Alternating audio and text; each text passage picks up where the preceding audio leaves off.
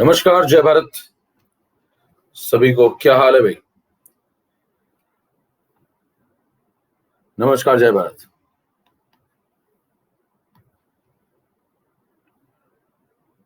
चलिए फटाफट जो जाए स्टार्ट किया जाए इसका सेशन। Chemical kinetics part 3। नमस्कार नमस्कार नमस्कार। चलिए फटाफट आ जाइए।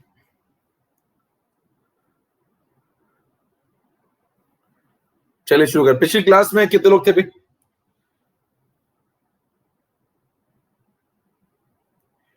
पिछली क्लास में कितने लोग थे? पिछली क्लास कितने लोग करके आए हैं, रिवाइज करके आए हैं या पढ़ के आए हैं? चलो वेरी गुड। तो जितनी भी मैं आपको बता रहा हूँ पिछली क्लासेस हुआ करें ना, जैसे आप थर्ड लेक्चर आज पढ़ने के लिए यहाँ पे आए हैं, तो फिर आपका फर्स्ट लेक्चर और सेकंड लेक्चर बिल्कुल कंप्लीट होना चाहिए।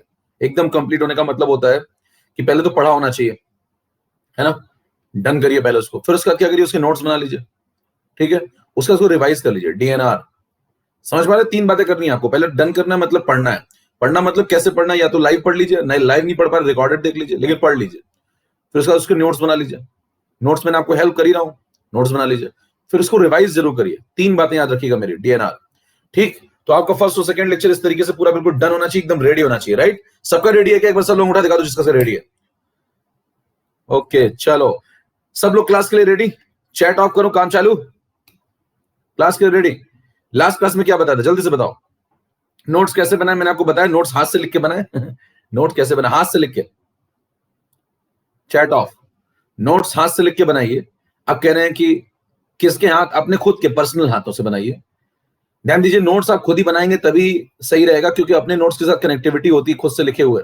तो ये मत सोचिए कि मैं लिख दूंगा, मेरे मरने से आपको स्वर्ग नहीं मिलेगा। मोक्ष चाहिए तो खुद को आपको जलाना होगा, साहब समझ पा रहे हैं? तो मतलब आप समझिए लॉजिक कि आपको खुद ही नोट्स बनाने पड़ेंगे। आप ये सोचिए कि नोट्स मेरे बनाने वाले, मेरे वालों से आपका काम चल जाए तो नहीं चलेगा, क्योंकि मैंने, और वो जो नोट्स मैं आपको देता हूं वो मेरे खुद के लिखे हुए, अपनी हैंडराइटिंग मेरी नहीं है, वो किसी स्टूडेंट की है। मैं खुद के नोट्स क्यों लिखूंगा, है ना। खुद तो यहाँ है मेरे ना, तो यही मेरे नोट्स हैं। तो मैं स्टूडेंट्स जो लिखते हैं उन्हीं की एक कॉपी से मैंने आपको नोट्स दे दिए हैं, ठीक है। उसमें हो सकता है कुछ एक दो कैलकुलेशन मिस्टेक भी वो कर रहा हो, तो वो आप उसको देख लीजिए। मेन चीज आप जो फॉलो किया करिए ना, जो मैंने आपको नोट्स या पीडीएफ में देता हूं ना, अपडेट सेक्शन में देख लिया करिए। मैं आपको अपडेट सेक्शन में जो नोट्स देता हूं वो देख लिया करिए, उसकी हेल्प ले लिया करिए। लेकिन मेन जो हेल्प लिया करिए वो लेक्चर की लिया करिए। लेक्चर जो मैं पढ़ा रहा हूं ना, वो 100% बिल्कुल एकदम करेक्ट बातें हैं, तो वो उसको फॉलो किया करिए। तो उससे मिलाते रहा करिए नोट्स को, है ना। मैक्सिमम चीजें सही लिखी होंगी, तो 100% में से होता है 99% बातें उसमें नोट्स में सही हुई, 1% इधर उधर कुछ लिख दिया उसने, स्टूडेंट की बात है तो आप भी लिखते होंगे, तो उसमें कैलकुलेशन में कुछ गड़बड़ियां हो सकती हैं, आप देख लेना। लेकिन लेक्चर जो मैं करा रहा हूं ना उसको फॉलो किया करिए आप। तो मेन चीज है रिकॉर्डिंग्स, है ना। रिकॉर्डिंग देखा करिए, रिकॉर्डिंग देख करके नोट्स बनाया करिए। रिकॉर्डिंग को पॉज करिए, पॉज करके लिखिए, फिर रिकॉर्डिंग आगे बढ़ाइए, फिर पॉज करिए, फिर लिखिए, ऐसे चला करिए, ठीक है ना। लास्ट क्लास में जल्दी से बताओ मैंने क्या क्या पढ़ा दिया, टाइप करो सब लोग फटाफट, चैट इनेबल कर रहा हूं जल्दी से। लास्ट क्लास में बताओ जल्दी से क्या क्या पढ़ा दिया था, तब तक मैं बता दूं अपने बारे में। मेरा नाम एकेएम सर, जेस्टा नाम से मुझे कोचिंग फील्ड में जानते हैं। BTech from HBTI Kanpur, MBA from triple IT Allahabad, दोनों टॉप गवर्नमेंट कॉलेजेस हैं इंडिया के। आप सर्च कर सकते हैं। 10 साल का experience, Aakash Allen Sarvottam, chemistry mentor है चुकौला जबन पटेल, सोमल Agarwal, Varun Kumar. Year 3942 AIIMS 2016 2018 2019। NEET AIIMS topper IITians को मैंने ट्रेन किया है। अजय मिश्रा नाम से आप मुझे सर्च कर सकते हैं। चैट में ऑफ कर रहा हूं, चैट में ऑफ कर रहा हूं। अब सुनिए ध्यान से, पिछली क्लास में मैंने आपको, अगर अभी तक आपने ये नाम फॉलो नहीं किया तो अनअकैडमी पे तुरंत जाइए, इस नाम को फॉलो करिए। फॉलो का बटन आता है उसको दबाइए, क्योंकि आप इसको फॉलो करेंगे तो आपको सारी क्लासेस के नोटिफिकेशन आना शुरू हो जाएंगे। और आज नहीं तो कल आपको ये फॉलो करना ही पड़ेगा, तो क्यों ना आज ही कर लें, क्योंकि ये नाम आपको मोक्ष तक ले जाएगा। जे स्टार लाइव मेरा रेफरल कोड है, और 10% अपने फ्रेंड्स को बता दीजिए, उनको ऑफ मिल जाएगा। अब आप क्लास के लिए बिल्कुल तैयार हैं, क्लास आगे बढ़ाई जाए। उससे पहले एक बार सब लोग अंगूठा दिखा दीजिए और एवी लिख दीजिए। अगर सब कुछ क्लियर चल रहा है तो एवी लिख दीजिए। सब कुछ क्लियर चल रहा है तो एक बार सब लोग एवी लिख दो जल्दी से। एवी, एवी लिख दो फटाफट। Okay done. Audio video clear? AV, AV होता है A for audio, V for video. कहें एवी क्या होता है? एक तो पूछते हैं कि एवी क्या होता है, ये डाउट है मेरा। भैया क्वेश्चन नंबर 1 डन था, चलो शुरू। Question number 1 done. एक बार सब लोग उठा दिखा दो, रेडी है सब लोग क्लास के लिए? डन। क्वेश्चन नंबर 1 डन, काम चालू करें। क्वेश्चन नंबर 2 भी डन, 2 भी डन। क्वेश्चन नंबर बताना 3 भी डन, और बताना 4 भी डन। 4 तक हो गया था ना भाई, 4 तक हो गया। 5 करना था अपने को, 5 भी डन था, 5 भी डन था, 5 भी डन था। अंगूठा दिखा दो भैया, 5 भी डन है तो मैं अब चैट ऑन नहीं कर सकता बार बार। 5 भी डन है ना, ठीक है, 5 भी डन था, मेरे को याद है। तो यहां तक डन थे अपने। अब यहां तक डन होने के बाद 6 नंबर पे आइए, 6 number not done, 6 number not done, यही ना, 6 नॉट डन, 5 तक डन, 5D लिख दो, अगर 5 तक डन तो 5D लिख दो जल्दी से, 5D लिख दो, 5 तक डन, ओके चलो स्टार्ट। छठा पढ़ते हैं, अब देखो छठा पढ़ते हैं हम लोग। 6 क्वेश्चन में आप देखिए, अब कई लोग कह रहे हैं 6 क्वेश्चन का आंसर गलत, मेरे से मैच नहीं कर रहा, चलिए मैं पोल कराता हूं, पहले तो पोल कराता हूं, देखिए कितने लोग सही करते हैं इसको। पोल स्टार्ट, रेडी, करिए पोल करिए, पहले तो कुछ तो अटेम्प्ट किया होगा ना आपने।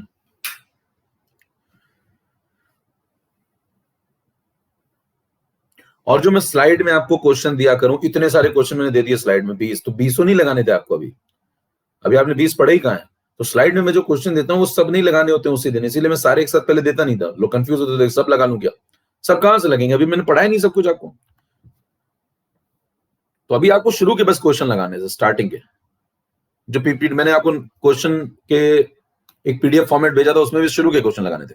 चलो या प्रतिभा सक्षम, शुरू करते हैं, देखिए सुनिए, देखिए 2H2O2 2H2O + 1O2, अगर आप उसमें जुगाड़ लगाएंगे जो आपने पिछली क्लास में पढ़ा था, तो आपने लिखा इधर 2, इधर लिखा आपने रेशियो 2, इधर लगा आपने रेशियो 1, फिर आपने कहा साहब O2 का 3.2 है ना, O2 का देखो 3.2 है, आप कह रहे हैं H2O2 का पूछा गया है, कह रहे मैंने जुगाड़ लगा दिया, कह रहे कैसे लगाया, कह रहे इसका 1 है, देखो O2 का अगर 1 है तो कहा H2O2 का फिर 2 होना चाहिए, कह रहे इसका 1 तो इसका 2, देखो O2 का 1 तो H2O2 का 2, यानी कि H2O2 की रफ्तार डबल है, तो कहते हैं 3.2 अगर इसका हो गया तो उसका डबल हो गया, उसका 6.4 हो गया। हेलो, गलत है कि सही है भाई, बताओ गलत है कि सही है। अगर आप 6.4 टिक करके आ जाएंगे तो भैया गलत हो जाएगा, गलत हो जाएगा। क्यों गलत हो जाएगा बताइए, क्यों गलत हो जाएगा। आप लोग कह रहे हैं मैंने जुगाड़ लगाया, देखो तुम्हारा, तुमने बताया तो वही लगाया, 3.2 करा, देखो 3.2 ये था, तो क्या इसका डबल कर दो, इसका 1 तो इसका 2, इसका 3.2, इसका 6.4, गलत हो गया। गलत क्यों हो गया बताओ, क्यों गलत हो गया, 6.4 गलत आंसर है, क्यों गलत है। मैक्सिमम लोग यही टिक करते हैं इसमें, कहते हैं मैंने जे लगा दिया। देखिए ध्यान दीजिए, पिछला जो क्वेश्चन आपने लगाया था और इस क्वेश्चन में फर्क है। पिछले क्वेश्चन में देखो यहाँ पे क्या था, मोल पर लीटर पर सेकंड, मोल पर लीटर पर सेकंड। अच्छा करेक्शन कर लेना, यहाँ पे एक चीज ये करेक्ट कर लेना, ये देखो यहाँ पे लिखा था 0.5 मोल पर लीटर, यहाँ पे कर लेना 0.4 मोल पर लीटर, यहाँ मोल पर लीटर कर लेना 0.4 मोल पर लीटर, ये कंसंट्रेशन है ना दोनों, तो ये कुछ लोग पूछ रहे थे ये मिस टाइप हो गया है ना, तो ये करेक्शन, ठीक है, समझ में आ गई बात। चलो ये तो हो चुका था, इधर आ जाओ। अब देखो इस सवाल में देखो, आप अभी तक जो आप सवाल लगा रहे थे उसमें देखो सब में क्या चला था, रेट की यूनिट क्या चली थी, मोल पर लीटर पर सेकंड, यानी कि पर सेकंड तो चलेगा ही, मोल पर लीटर ऊपर था, तो अभी तक मोलैरिटी आप चेक कर रहे थे। अब देखिए यहाँ पे क्या है, केजी पर मिनट, क्या है यहाँ पे, केजी पर मिनट, और यहाँ पे देखो आंसर भी किस में चाहिए, केजी पर मिनट। तो बताना इस बार क्या यूनिट बदल गई है। मैंने आपको स्टार्टिंग में जब पहली क्लास पढ़ा रहा था तो मैंने आपसे कहा था कि जो टाइम होता है ना, टाइम के साथ क्या क्या वेरी करता है, बताओ टाइम के साथ क्या क्या वेरी करता है। सबसे पहले अमाउंट, अमाउंट मतलब मास, फिर बताना मास के बाद क्या वेरी करेगा, मोल, मोल वेरी करेंगे तो कंसंट्रेशन, और कंसंट्रेशन वेरी करेगा तो बताना अगर गैसियस सब्सटेंस है तो प्रेशर भी वेरी करेगा। समझ में आ रही बात। तो बताइए इतनी चीजें वेरी करती हैं लाइन बाय लाइन, तो सवाल कितने बन सकते हैं, देखो सवाल कितने बन सकते हैं। अमाउंट मास तो मतलब एक ही बात है, एक सवाल इसमें बन जाएगा। मोल कंसंट्रेशन का जो रेशियो होगा वो उस पर एक सवाल बन जाएगा, भाई रेशियो तो दोनों का सेम होगा ना, मोल हो मोलैरिटी और रेशियो एक ही होगा, तो एक सवाल मास पे बनेगा, एक मोल पे बनेगा, और तीसरा जो बनेगा वो प्रेशर पे बनेगा। समझ पा रहे हैं। समय के साथ बताइए कितने वेरिएबल मेनली आपको दिखाई पड़ रहे हैं, 3 वेरिएबल, एक मास का वेरिएबल, एक मोल का वेरिएबल और एक प्रेशर का वेरिएबल। समझ पा रहे हैं। तो बताइए क्या 3 रेशियो पे सवाल बन सकते हैं, थोड़ा कंसेप्ट समझिए, क्या 3 रेशियो पे सवाल बन सकते हैं, कौन कौन से बताओ, मास, मास, मोल और प्रेशर, बराबर। तो बताइए अगर आपसे सवाल पूछा जाए तो अभी तक जो सवाल आप कर रहे थे वो कौन से रेशियो के कर रहे थे, बताओ अभी तक कौन से रेशियो कर रहे थे आप, मोलर रेशियो।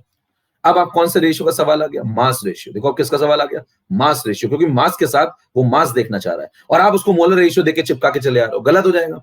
समझ पा रहे बात, ये अंतर समझ में है। अब चलो सवाल लगाते हैं, देखना सुनना आप जरा,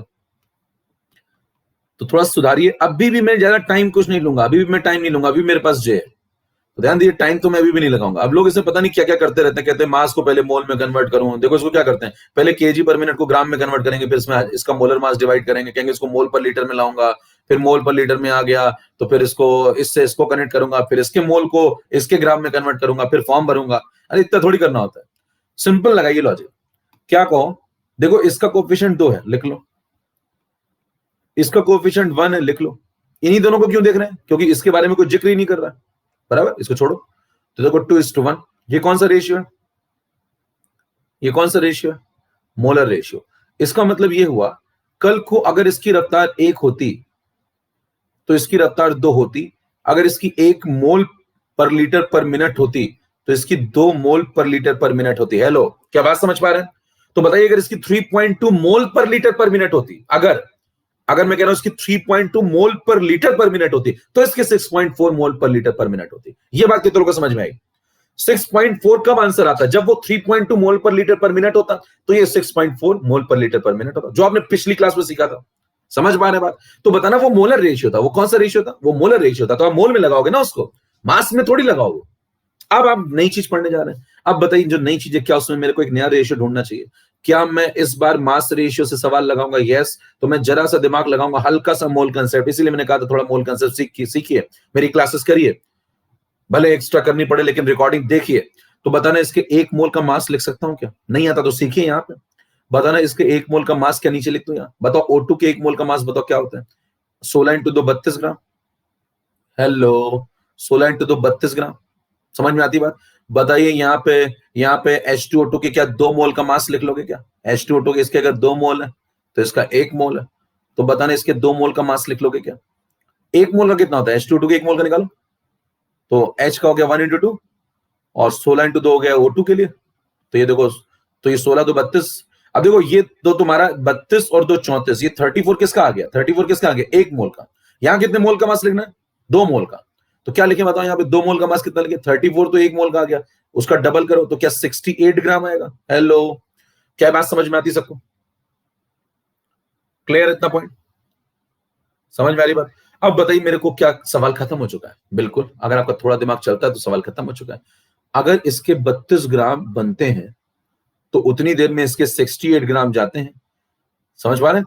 तो अगर इसकी रफ्तार है 32 ग्राम बनने की, तो उतने टाइम में इसकी रफ्तार है 68 ग्राम जाने की। रेशियो आ चुका है क्या? ये कौन सा रेशियो आ चुका है? Mass ratio. मास रेशियो से अब मैं क्या करूंगा? अब मैं क्या करूंगा? इधर अगर ग्राम है तो इधर भी ग्राम है, तो इधर अगर केजी है तो इधर भी केजी है। रेशियो ही तो है। हेलो, रेशियो ही तो है ना भैया। इधर ग्राम है तो इधर ग्राम, इधर केजी है तो इधर केजी है। अब इधर केजी है तो उधर मिलीग्राम मत कर देना। इधर केजी है तो उधर मिलीग्राम मत कर देना, नहीं तो रेशियो बिगड़ जाएगा। क्या बात है, समझ पा रहे हैं? इधर केजी है तो उधर मिलीग्राम कर दूंगा तो रेशियो बिगड़ जाएगा क्या? यस। तो अगर इधर केजी तो उधर भी केजी, इधर मिलीग्राम तो उधर भी मिलीग्राम, रेशियो वही रखिए। समझ में आ रही बात? अच्छा, फिर कहूंगा क्या? अगला कहूंगा यहां पे डेसिमल लगा लो, तो यहां भी डेसिमल लगा लो, रेशियो ही तो है। रेशियो ही तो है। तो यहां पर मिनट लगा लो, तो यहां पर मिनट लगा लो, रेशियो ही तो है। अब इधर पर मिनट लगाया तो भैया इधर पर मिनट ही लगाना, इधर पर सेकंड मत लगा देना। पता लगा आपने इधर पर मिनट लगाया तो इधर पर सेकंड लगा दिया, रेशियो बिगड़ जाएगा, फिर नया चेंज करना पड़ेगा, मॉडिफाई करना पड़ेगा। इधर मिनट तो इधर भी पर मिनट, इधर पर सेकंड तो इधर भी पर सेकंड। देखो वो आ गया कौन आंसर? देखिए O2 की रफ्तार अगर 3.2 केजी पर मिनट है तो क्या H2O2 की रफ्तार आ चुकी है? H2O2 की रफ्तार क्या होगी? 6.8 केजी पर मिनट। यही आंसर है, चेक कर लीजिए, इसकी रफ्तार आ चुकी है। कितने लोगों को समझ में आ गई बात? यहाँ अपना नाम लिख के आ जाऊंगा, जस्ट नमस्कार, खत्म हो गया सवाल। कितने लोगों को मौज आ गई? क्वेश्चन समझ में आ गया? एक लाइन का सवाल था भैया, एक लाइन का सवाल था। क्लियर है क्वेश्चन? कई तो ऐसे करने लगते हैं गजब बैठे तो चार। देखो भैया खत्म हो गया सवाल, चाचा छत से उतरो, 6.8 केजी पर मिनट। देखो ये खत्म हो गया, खत्म हो गया सवाल। लॉजिक समझ में आया? जिसका दिमाग चलता है ना, दिमाग चलता है वो आदमी 1 सेकंड में क्वेश्चन खत्म कर देगा। देखो 1 सेकंड में क्वेश्चन खत्म कर देगा। कैसे? वो कहेगा 2 मोल, वो लिखेगा ही नहीं कुछ। देखिए जो जे एडवांस वर्जन है ना, जिसकी रैंक 1 आती है, वो दिमाग चलाता है आदमी, है ना? कैसे दिमाग चलाता है? वो लिखता ही नहीं ज्यादा। देखो जे एडवांस वर्जन 1 लाइन में लिखो, खत्म करो। क्या करेगा? देखो इसके 2 मोल, इसके 2 मोल का मास बताओ, 68 ग्राम, 34 इंटू 2। इसका 1 मोल, तो इसके 1 मोल का मास बताओ, 32। कहना देखो वो आ गया, खत्म हो गया, खत्म हो गया। ज्यादा क्यों लिखूं भैया? ज्यादा क्यों लिखूं? यहाँ केजी, यहाँ केजी, यहाँ पर मिनट, वहां पर मिनट, ये सब लिखूं क्यों? यहाँ 32 है तो यहाँ 68 है, यहाँ 3.2 है तो यहाँ 6.8 है, और बार भर के भागूंगा। 6.8 लो, खत्म हो गया सवाल। यहाँ 3.2 है तो यहाँ 6.8 है, खत्म हो गया सवाल। क्या सवाल एक ही लाइन का था? क्या सवाल एक ही लाइन का था? समझ में आ रही बात? काइनेटिक्स के 4 क्वेश्चन का आंसर क्या होगा? अच्छा, एक सवाल लोग बहुत पूछ रहे थे मुझसे लगातार, कह रहे ये वाला बता दो, ये वाला बता दो, इसका आंसर गलत दिया है क्या, सही दिया है, कैसे कर रहे थे। एक सवाल था SO2 वाला, डीपीपी में डाउट आ गया इनको, साक्षी को भी। अरे भैया अभी करा ही नहीं डीपीपी मैंने, अभी मैंने क्वेश्चन शुरू किए हैं, जस्ट पढ़ाना शुरू किया। आपको 2 लेक्चर में आप पूरी डीपीपी लगा लोगे क्या?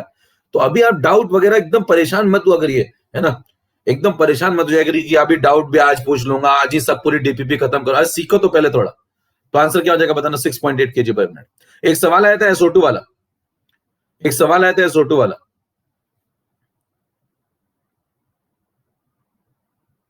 SO2 वाला सवाल था, वो कुछ लोग पूछ रहे थे। है क्या सवाल आपके पास? यहाँ किसी ने सवाल नहीं डाला, बस क्वेश्चन नंबर डाल रहे हैं। चलो आगे बढ़ते हैं फिर। अब देखो आपको एक सवाल लगवाता हूं। अच्छा मैं एक सवाल लगवाता हूं, आपने यहाँ पे पुट नहीं किया तो मैं पुट कर लेता हूँ। एक मिनट रुकना।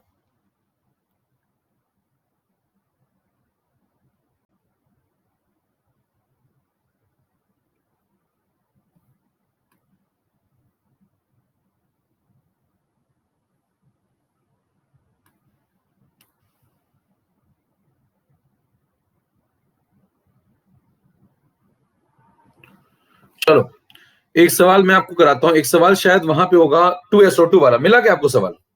एक 2SO2 वाला सवाल था। चलो अभी देख लेंगे उसको बाद में। इस पे आ जाओ पहले, 7 नंबर पे आ जाओ, फिर आपको एक सवाल लगवाऊंगा अभी। 7 नंबर पे आ जाओ पहले, 7 नंबर पढ़ो सब लोग। वो क्लियर वाला क्वेश्चन क्लियर जो भी बताया मैंने आपको। चलिए 7 नंबर पे आ जाए। एक SO2 वाला सवाल मैंने आपको दिया था, किसी को मिले तो यहाँ क्वेश्चन में डाल दो। SO2 वाला सवाल दिया था, हुआ नहीं था, लोगों से लोग पूछ रहे थे, किसी को मिले तो क्वेश्चन में डाल दो। चलो 7 नंबर पढ़ो तब तक, 7 नंबर पढ़ो जल्दी से। पोल शुरू करूं? करेंगे या मैं करा दूं? पोल शुरू करूं क्या? पोल शुरू करना है तो अंगूठा दिखाओ जल्दी से। चलो मैं पोल शुरू कर रहा हूं बस 7 नंबर का। तो आपको मैं जे बताता जा रहा हूं, हर सवाल के सुनते जाइए ध्यान से। सवाल एक ही लाइन का होता है। मैंने 2 वेरिएशन आपको करा दी, एक मोल का एक मास का, एक मोल का और एक मास का।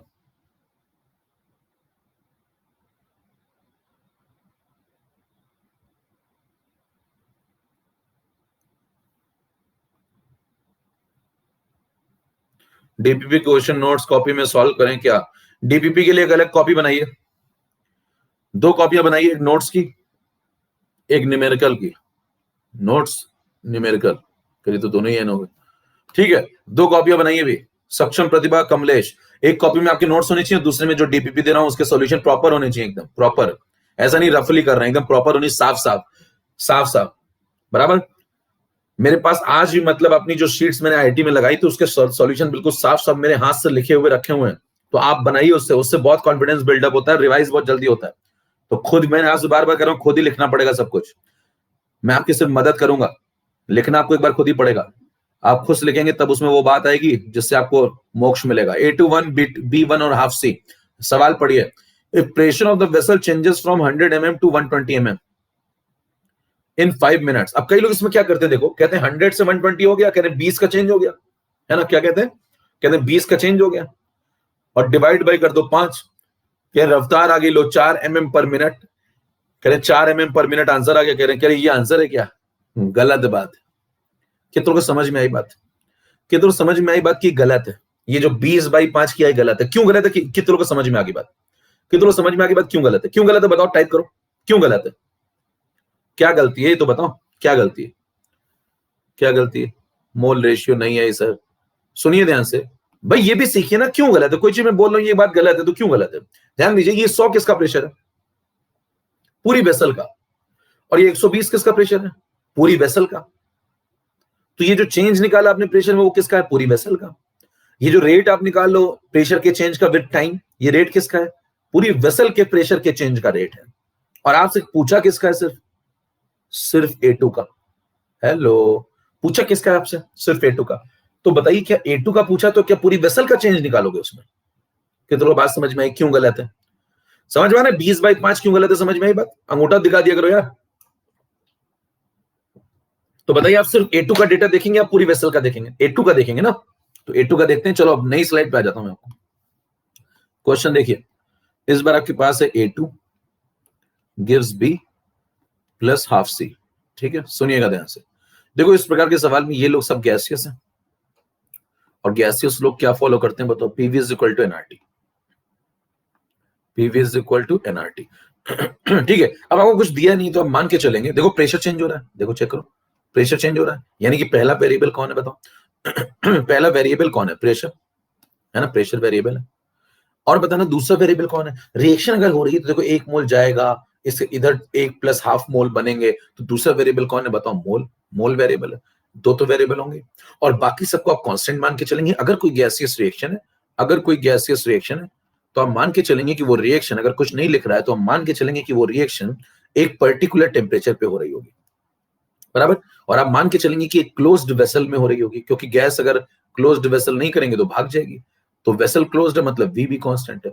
तो बताइए क्या दो व्यक्तियों को आप कांस्टेंट मान लेंगे? किसको? वी और टी को। क्यों मान रहे हैं कांस्टेंट का? उसका रीजन समझ में आया आपको? गैसियस रिएक्शन है, कुछ नहीं दिया है तो आप क्लोज्ड वेसल मानेंगे, इसका मतलब वी फिक्स है। और जनरली रिएक्शन जब कुछ होती है तो मान के चलेंगे टेम्परेचर कांस्टेंट पे हो रही होगी, तो वी और टी फिक्स है। बताना V fix, T fix, R बचपन से फिक्स, तो बताइए क्या P प्रोपोर्शनल टू N लगा सकते हैं क्या? हेलो, P प्रोपोर्शनल, दो ही वेरिएबल बचे ना भैया, कौन कौन से वेरिएबल बचे? P और N। तो क्या P प्रोपोर्शनल टू N लगा दूं क्या? तो बताइए इससे आपको सवाल को क्या मदद मिल रही है? सवाल को ये मदद मिल रही है कि जो रेशियो मोल में होगा क्या वही रेशियो प्रेशर में होगा? क्या जो रेशियो मोल में होंगे वही रेशियो प्रेशर में भी होंगे? तो अगर आप मोल के रेशियो समझ पा रहे हैं तो क्या उसी को डायरेक्ट हम किस में अप्लाई कर दें? प्रेशर के रेशियो में। ये पॉइंट समझ में आया सबको? अगर ये पॉइंट आपको समझ में आया तो यहां आ जाइए, यहाँ आ जाइए। बताना इसका कोफिशिएंट कितना? 1, इसका कोफिशिएंट 1, इसका कोफिशिएंट हाफ। अब इसका फायदा सुनो, अगर इसके 1 मोल जाते हैं A2 के तो B का 1 मोल बनेगा, तो C के हाफ मोल बनेंगे। यस और नो?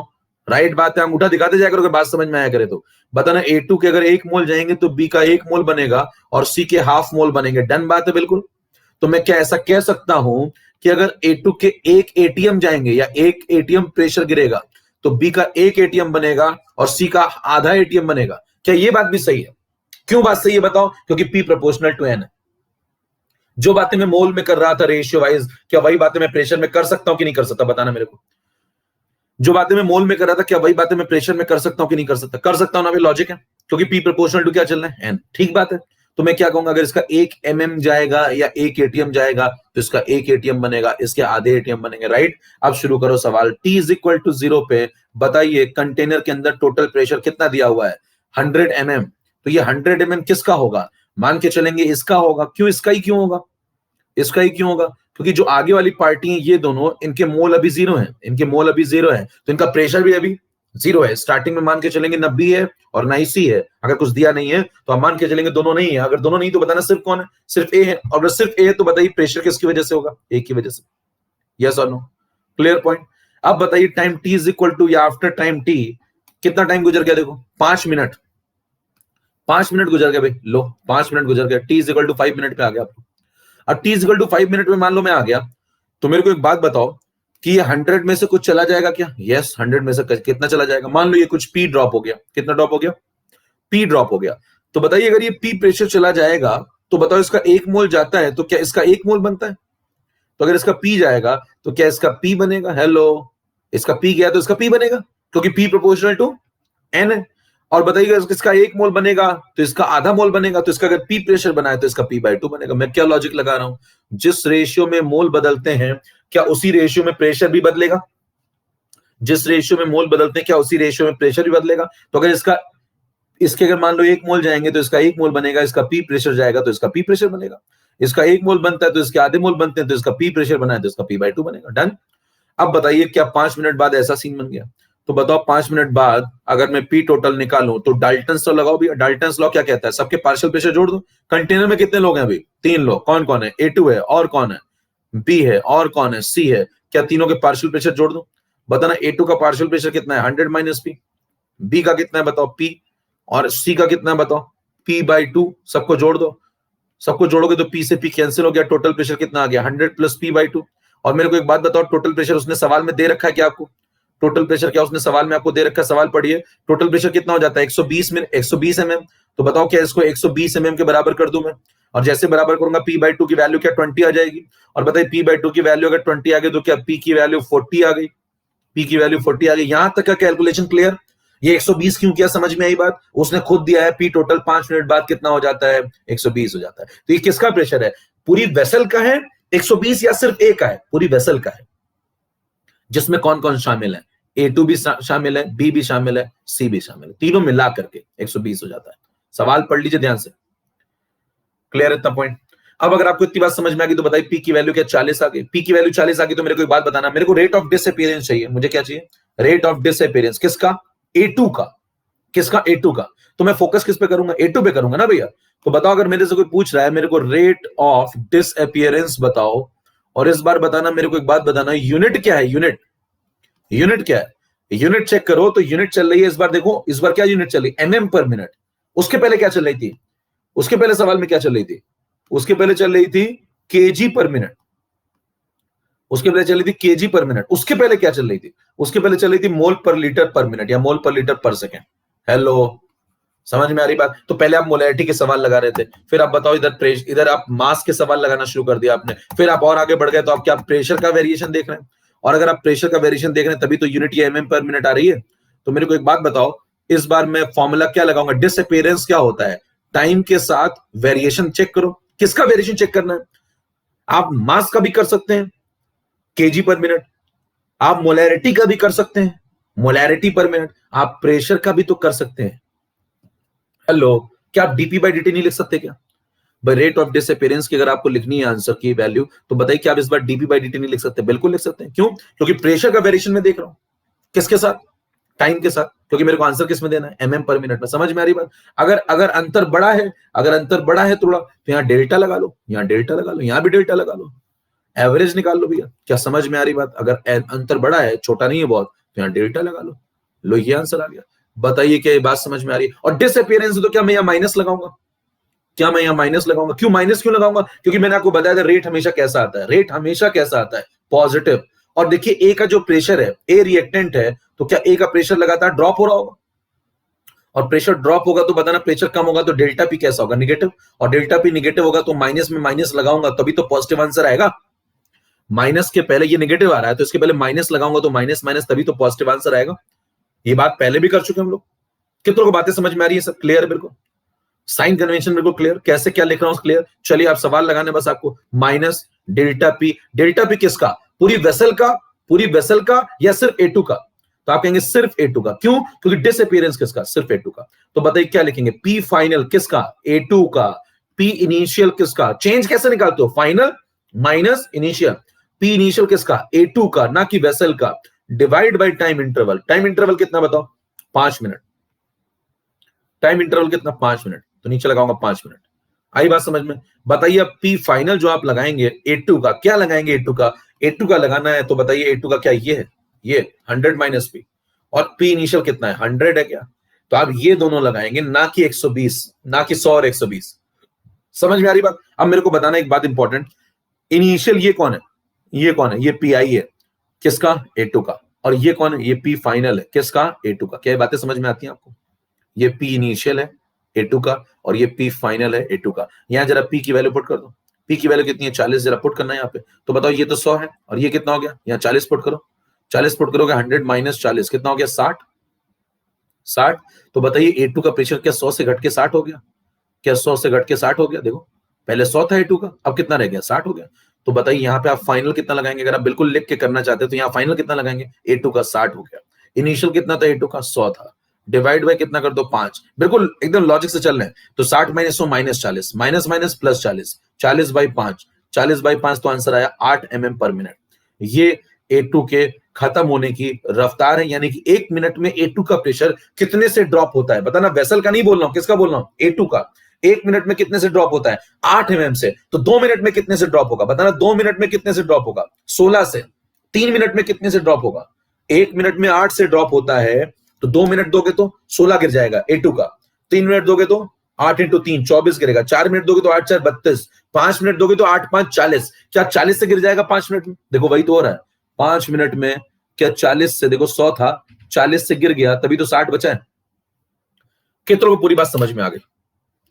आंसर है 8 mm पर मिनट। कितनों को पूरी बात समझ में आ गई? ये पूछा था, आप सवाल पढ़ लीजिए। Rate of disappearance of A2 पूछा था। अगर आपको पूरी बात समझ में आ गई, आंसर ये सही है, ये सही है। समझ पा रहे हैं? 3 नंबर है इसका आंसर, ना कि ये गलत है। समझ में आई बात?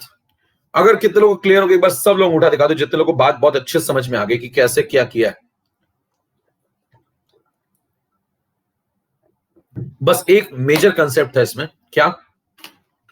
कि जो प्रेशर है वो मोल के डायरेक्टली प्रोपोर्शनल है। बस ये मेन कंसेप्ट पकड़ के आपको चलना है, ठीक है ना। तो आपने क्या किया, इनिशियल प्रेशर कितना था 100 में से गया P, ये बना P, ये बना P/2, सबको उठा के जोड़ दिया, टोटल प्रेशर के बराबर कर दिया। टोटल प्रेशर दिया हुआ था 120, P आ गया 40। अब यहाँ P पुट कर दो, 100 माइनस P हो गया 100 माइनस 40, ये आ गया 60। पहले 100 था, अब 60 हो गया, यानी कि इनिशियल A का 100 था, फाइनल A का 60 हो गया। आप यहाँ पे आ जाओ, फाइनल लगाओ 60, इनिशियल लगाओ 100, ये हो गया डेल्टा P। माइनस क्यों लगाया आप समझ ही चुके हैं, डिवाइड बाय टाइम इंटरवल, यहाँ से खत्म। मेरे ख्याल सबको समझ में आ गया। अगर आपको थोड़ा भी चलता होगा ना, हल्का फुल्का टीवी आपका काम करता होगा तो आ गई होगी अब तक समझ। अब तक नहीं आई 2 बार समझाने पे तो मतलब फिर आपका टीवी खराब हो सकता है। कई बार टीवी खराब होता है, आप चैनल बदल रहे होते हैं, चैनल बदलने से नहीं चलेगा, टीवी सही कराइए, ठीक है ना। चलिए अब सुनिए ध्यान से। अब सवाल उठता है, अगर मैं पेपर में आया और यहां से मैं चालू हुआ करना, पूरा ये पेज भरूंगा, फिर पूरा ये भरूंगा, तो बताओ मेरे को क्या आएगा, क्या रैंक आएगी क्या? बताना, यहां तक पूरा 2 पेज भर दूंगा, इधर वाला फिर इधर वाला, तो रैंक आएगी क्या? आवाजें आएंगी, पीछे से आवाजें आती हैं। जब आप इतना करते हैं ना तो पीछे से आवाजें आती हैं, फॉर्म ले लो ना प्लीज, फॉर्म ले लो ना प्लीज। आप कहेंगे कहां से आवाजें आ रही हैं? आवाजें आती है, आपको सुनाई पड़ेंगी धीरे धीरे, आप लगाएंगे ये सब लिखते जाएंगे, लो ये सब लिखता जा रहा हूं, आवाजें आ रही पीछे से। फॉर्म ले लो ना प्लीज। अब देखिए, जो समझदार आदमी होता है वो यहां तक पहुंच जाता है, और यहां तक पहुंचने के बाद थोड़ा सा दिमाग लगा लेता है। 2 प्रकार के समझदार व्यक्ति बताता हूं मैं आपको, है ना। एक व्यक्ति जो यहां पे दिमाग लगा लेता है, देखो यहां पे दिमाग क्या लगाएगा, वो कहेगा ये 40 आ गया, देखो ये 40 आ गया, तो ये कितना है 100। देखो फिर से यहां पे थोड़ा सा इसको हल्का कर लेते हैं, सुनना ध्यान से। जो हल्का समझदार आदमी होगा वो क्या करेगा, देखो सुनना, वो कहेगा इसको थोड़ा हल्का कर लो, पहले तो शुरू से आ जाओ। चलो यहां देख लेते, देखो यहां पे करेगा, यहां 100 था, यहां 100 माइनस P था, यही था ना। अब सुनना, A2 का पहले 100 था, फिर 100 माइनस P हो गया, P की वैल्यू यहां पुट कर दो। P की वैल्यू जैसे पुट करोगे बताओ ये कितना आ जाएगा, सॉल्व करो इसको जल्दी से। तो 100 माइनस 40, तो कितना आ गया ये 60। अब 60 है तो इसको समझ में आ जाएगा, देखो 100 था और 100 से गिर के 60 हो गया, तो ज्यादा लिखेगा नहीं, वो अगला वाला पेज बचा लेगा। 100 था, 100 से गिर के 60 हो गया, तो कितने से गिरा, कितने से गिरा, 40 से। भाई कोई चीज 100 थी, 60 बची, तो कितने से गिरी, 40 से। 40 से गिरता है, और कितने टाइम में, 5 मिनट में। तो किस रफ्तार से गिरता है, 40/5, ये आंसर है। हेलो, अगर आपका दिमाग चलता है तो थोड़ा सा यहाँ टाइम बचा लो ना भैया, एकदम क्यों पे ले जा रहे हो। तो बताना आप, ये क्या सवाल यहां से निकाल लूंगा मैं, यहां साइड से निकाल लूंगा। समझ में आ रही बात, क्लियर? क्या कहूंगा बताना, कि 100 था, 100 से गिर के 60 हो गया, 40 से गिरा, इसका मतलब 40 का ड्रॉप 5 मिनट में हुआ, तो पर मिनट में कितने का ड्रॉप हुआ, या किस रफ्तार से ड्रॉप हुआ, 8 mm पर मिनट से खत्म हो गया। ये A2 की गिरने की रफ्तार है। क्या अगली वाली स्लाइड में बचा सकता था ये तो गया एक स्टेप। जो व्यक्ति ऐसे करता है उसकी रैंक आ जाती है 1000 के अंदर। देखिए, अगर आप यहां तक ही पूरा करेंगे तो आप 10,000 में आएंगे, अगर आप ये करके आ जाएंगे इतना केवल, तो आप 1000 के अंदर आएंगे। आपको 100 के अंदर आना है क्या, आपको 100 के अंदर आना है क्या? एक बार जोरदार तरीके से अंगूठा दिखाओ तभी बताऊंगा कि आपको 100 के अंदर आना है क्या। तो क्या आपको जे एडवांस चाहिए क्या? अब सुनिएगा, आखिरी मोक्ष का तरीका सुनिएगा। जे एडवांस क्या कहता है, लेटेस्ट वर्जन है, एक लाइन में सवाल सॉल्व होता है, लेकिन इसके लिए भारी मात्रा में आपके पास दिमाग होना चाहिए। तो जितना है सब इकट्ठा कर लीजिए। ये सवाल आ गया, ये सवाल आ गया, सुनिएगा ध्यान से, सभी लोग ध्यान सुनिएगा। कोफिशिएंट इसका 1, इसका कोफिशिएंट 1, इसका कोफिशिएंट हाफ। इसका अगर 1 मोल जाता है तो क्या इसका 1 मोल बनता है? देखो, इसका अगर 1 मोल जाता है तो इसका 1 मोल बनता है, और P प्रोपोर्शनल टू N चल रहा है। तो बताइए, अगर इसका 1 मोल जाएगा तो इसका 1 मोल बनेगा, यानी कि अगर इसका जितना प्रेशर गिरेगा उतना ही प्रेशर इसका बढ़ जाएगा। हेलो, इसका जितना प्रेशर गिरेगा क्या उतना ही प्रेशर B का बढ़ जाएगा? A2 जितना प्रेशर गिराएगा क्या B उतना ही प्रेशर बढ़ा लेगा? हेलो, क्या बात समझ पा रहे हैं? क्लियर है पॉइंट ये? तो कि इसका 1 मोल जाता है तो उसका 1 मोल बनता है, इसका P गिरेगा तो उसका P बनेगा। इतना तो समझ में आता है, लिखने की क्या जरूरत है। तो बता ना, A2 ने कहा मैं जितना प्रेशर गिराऊंगा तुम उतना प्रेशर बढ़ा दोगे। तो ये दोनों आपस में बातें करते हैं, कहते हैं इसका मतलब हम दोनों की वजह से मैं 10 गिराऊंगा तुम 10 बनाओगे, कह रहे हाँ। मैं 20 गिराऊंगा तुम 20 बनाओगे, कह रहे हाँ। मैं 40 गिराऊंगा तुम 40 बनाओगे, कह रहे हाँ। इसका मतलब मैं जितना गिराऊंगा तुम उतने बनाओगे। तो हम दोनों की वजह से नेट में प्रेशर में कोई चेंज, वेसल के प्रेशर में कोई चेंज नहीं होगा। हम दोनों की वजह से, किन दोनों की वजह से? हम दोनों को, ए और बी। ध्यान दीजिए, ए और बी क्या कहते हैं, हम दोनों की वजह से प्रेशर में नेट में कोई चेंज नहीं होता। क्यों? मैं जितना गिराऊंगा तुम उतना बना देना, मैं 20 गिराऊंगा तुम 20 बनाना, मैं 40 गिराऊंगा तुम 40 बनाना, मैं x गिराऊंगा तुम x बनाना। इसका मतलब मेरे तुम्हारी वजह से नेट प्रेशर में कोई चेंज नहीं होगा। अब बताइए नेट प्रेशर कंटेनर में कितना था भैया, कितना था 100, फिर हो गया कितना 120, जबकि ए और बी ने सेटिंग कर रखी है। ये दोनों कहते हैं हमारी वजह से तो प्रेशर बदला नहीं, फिर भी प्रेशर बताओ 100 से कितना हो गया, 100 से बढ़ के कितना हो गया, क्या 120 हो गया, 100 से बढ़ के क्या 120 हो गया। तो बताइए कितने से प्रेशर, पूरी वेसल का प्रेशर बता रहा हूं आपको, पूरी वेसल का 100 से 120 हो गया, कितने से बढ़ गया, कितने से बढ़ गया, क्या 20 से बढ़ गया, क्या 20 से बढ़ गया। तो बताइए अगर ए और बी कह रहे हैं हम दोनों ने नेट में कुछ नहीं किया, हम दोनों ने कुछ कुछ किया है लेकिन नेट में कुछ नहीं किया, नेट में कुछ नहीं किया, तो बताइए नेट में अगर प्रेशर 20 से बढ़ा तो उसकी जिम्मेदारी कौन लेगा। नेट में अगर प्रेशर 20 से बढ़ा है तो उसकी जिम्मेदारी कौन लेगा, जरा टाइप करके बताना तो पता चले दिमाग चल रहा है कि नहीं। कौन जिम्मेदारी लेगा, क्या सी जिम्मेदारी लेगा, क्या सी जिम्मेदारी लेगा। तो इसका मतलब अगर नेट में प्रेशर अगर बढ़ा है तो क्या उसकी जिम्मेदारी सी की होनी चाहिए, यानी कि सी का प्रेशर 20 से खुद बढ़ना चाहिए, तभी ऐसा हो सकता है, तभी ऐसा हो सकता है। क्या बात समझ पा रहे हैं, क्योंकि ये घटा ये बढ़ा, इनका टाई हो गया, तो बताइए नेट में अगर सी इतना नहीं बढ़ा होगा 20 से तो फिर ये 20 कैसे बढ़ गया होगा। इसका मतलब बी का खुद, सी का खुद का प्रेशर, सी का खुद का प्रेशर 20 से बढ़ा होगा। कितने टाइम में, ये सब कितने टाइम में हुआ, 5 मिनट में। तो बताइए सी के बढ़ने की रफ्तार क्या होगी, 20/5, 20 से बढ़ता हूं 5 मिनट में तो रफ्तार क्या मेरी 20/5, 20/5 मतलब कितनी, 4 mm पर मिनट, 4 mm पर मिनट, हेलो 4 mm पर मिनट। क्या बात समझ पा रहे हैं। अब मेरे को एक बात बताना, हो गया सवाल, देखो सुनो ध्यान से, इसकी अगर रफ्तार आधी है, इसकी रफ्तार सी की अगर आधी है, ऑडियो वीडियो मैच कराना, सी की रफ्तार अगर आधी है तो क्या A2 की रफ्तार 1 है, क्या A2 की रफ्तार 1 है, सी की आधी तो A2 की 1, सी की 1 तो A2 की 2, रेशियो ही तो है, डबल हो जाएगी ना भाई, A2 की डबल है सी से। तो बताना सी की अगर 1 तो A2 की 2, सी की अगर 2 तो A2 की 4, सी की अगर 4 तो देखो वो आ गया A2 की 8। कैसे समझ में आया, क्या मामला डबल है A2 का, हेलो, क्या सी से डबल मामला, देखो इसकी आधी तो इसकी 1 तो इसकी 4 तो इसकी 8, रेशियो ही तो है। क्या इसके आंसर फिर से आ गया, चेक कर लीजिए, देखो फिर से आ गया। क्या सवाल एक ही लाइन का था। अगर आपको बात समझ में आ गई तो एक बार कीबोर्ड तोड़ के दिखा दो भैया, बात समझ में आ गई तो कीबोर्ड तोड़ डालो, खत्म हो गया सवाल भैया, आंसर आ गया, ये लो रख लो इसको, 8 mm पर मिनट A2 की रफ्तार आ गई। मैंने आपको पहले भी कहा था सवाल एक ही लाइन का होता है भाई। अगर बात समझ में आ गई तो एक बार सब लोग कीबोर्ड अंगूठा दिखा दो भैया फटाफट, सब लोग अंगूठा दिखा दो, एक बार समझ में आ जाए कि हाँ बात आप तक पहुंच रही है, मतलब इस लेवल की और बातें करनी चाहिए, नहीं तो फिर वो है ही है जो लोग पढ़ते हैं, ये पढ़ते हैं लोग खूब, अपना मन लगा के लीजिए, मैंने पढ़ाई कराई है, लो अरे आपने फॉर्म भरने के तरीके बता रहे हो आप क्लास में, ये खत्म, देखिए एक लाइन में सवाल।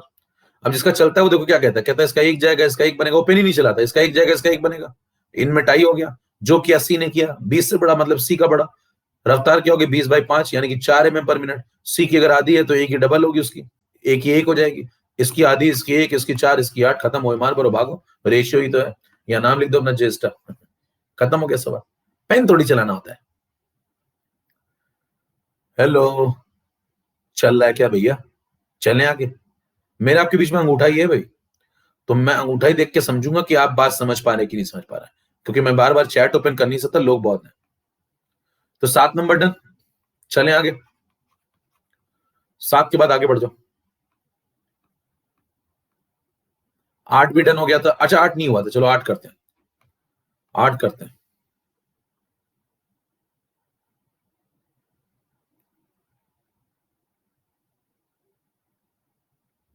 चलो 8 करते हैं, पढ़ो 8 पढ़ो।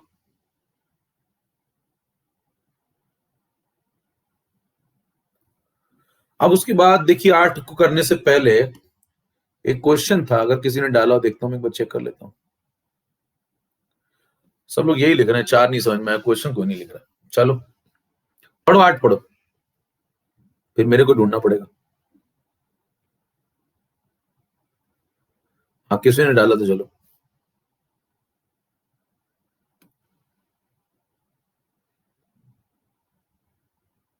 ये सवाल था, ये बहुत लोगों ने पूछा है, चलो इसको कर लेते हैं। ये बहुत लोगों ने मेरे को मैसेज कर करके मतलब जीवन कठिन कर दिया मेरा, नंबर का पूरा सदुपयोग कर डाला।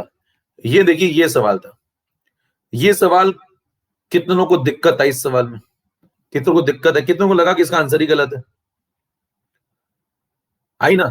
बताइए, इस सवाल को क्या आज आपने समझ लिया? अब कर लेंगे क्या? अगर कर लेंगे अब तो जरा आप अंगूठा दिखा दो सब लोग। अब कर लेंगे क्या? अब कितने लोग इस सवाल को कर लेंगे? एक बार सब लोग अंगूठा दिखा दो अगर आप इस सवाल को अब कर लेंगे तो। और ये सवाल, मैं इस टाइप का सवाल मैं आज आपको बता भी चुका हूं। अगर आपको थोड़ा सा समझ हो तो मैं बता चुका हूं। पोल शुरू करूं इसके लिए? एक बार पोल शुरू करता हूं इसके लिए। मैंने आंसर भी दिए थे मेरे ख्याल से, कई लोग का मैच नहीं कर रहा होगा। चलो शुरू करो, पोल शुरू करो फटाफट। और देखिए, पेन नहीं चलना चाहिए बहुत ज्यादा इसमें। अगर बहुत पेन चल रहा है तो मतलब थोड़ा बहुत तो ठीक है, हल्का फुल्का पेन चल जाए ठीक है, बहुत ज्यादा नहीं चलना चाहिए। क्या आप लगे ही पड़े पेज भरे डालने, वैसा नहीं होना चाहिए।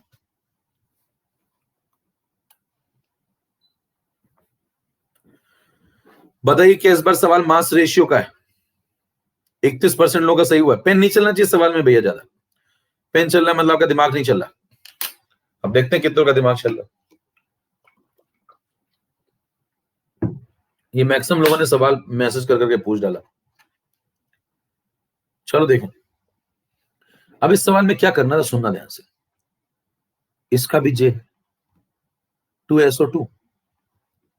बस आपको थोड़ा दिमाग चलना चाहिए। देखिए, हर जगह लगता है हर चीज, आपको लगाना ना चाहिए। ये चल रहा है, बताना सवाल इस बार मास रेशियो का है या मोलर रेशियो का है, ये तय कर लेंगे क्या? हेलो, जरा टाइप करना किस रेशियो का, जल्दी से टाइप करो।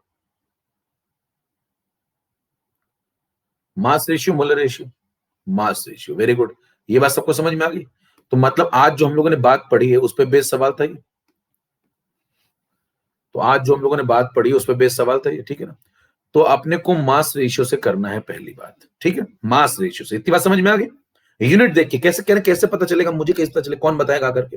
भैया यूनिट देख के, कोई नहीं बताएगा, यूनिट देख कर।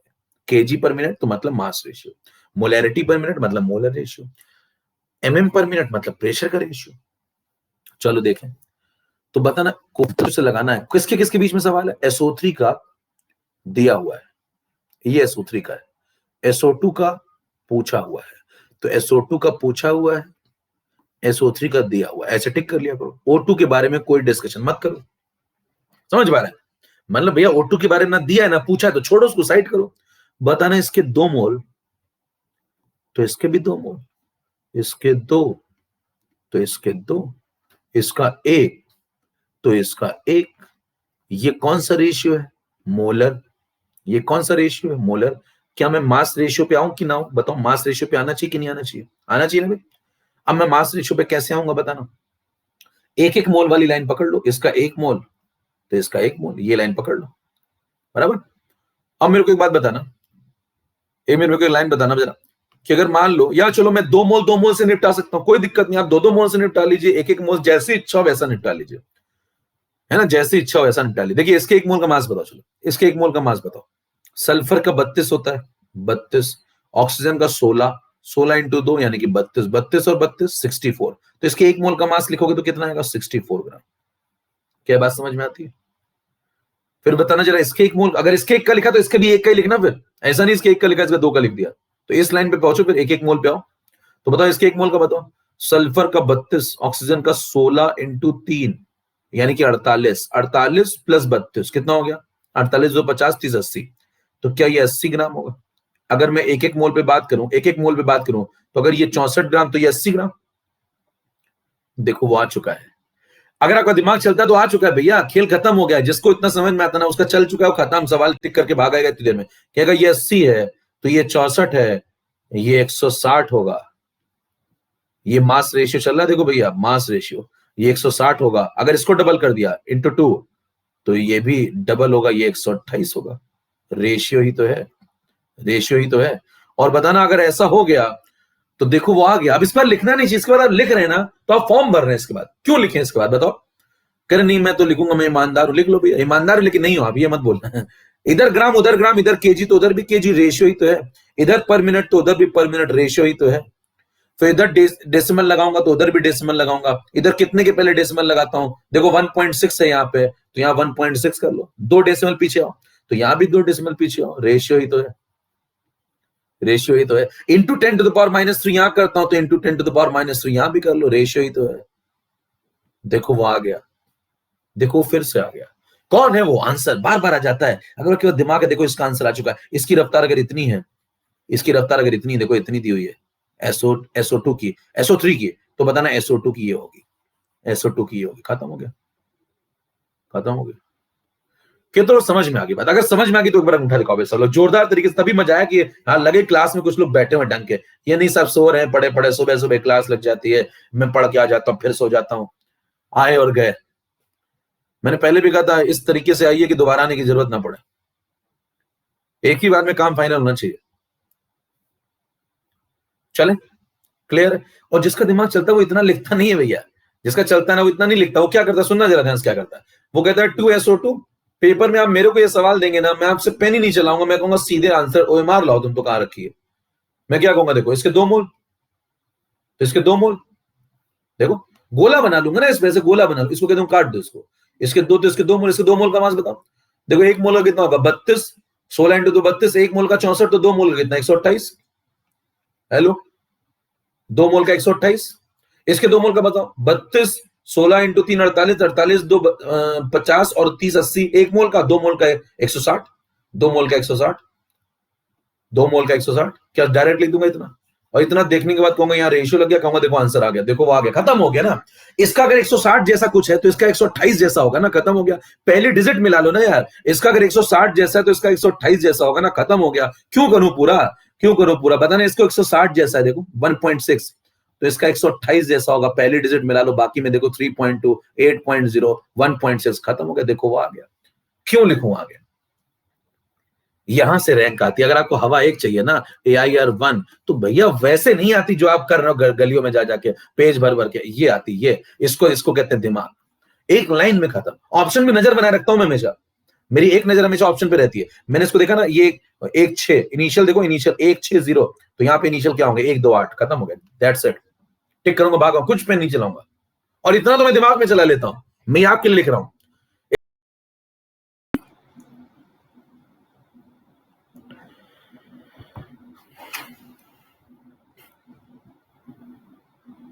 क्लियर, डन, चले नेक्स्ट। मेरे ख्याल से बात पहुंच गई होगी दिमाग में। लौट आइए, 7 नंबर डन।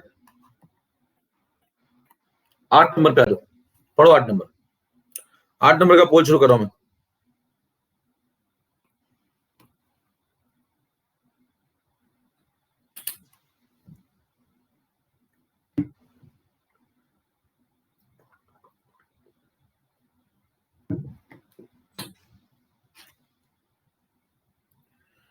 आठ नंबर पोल स्टार्ट करिए फटाफट।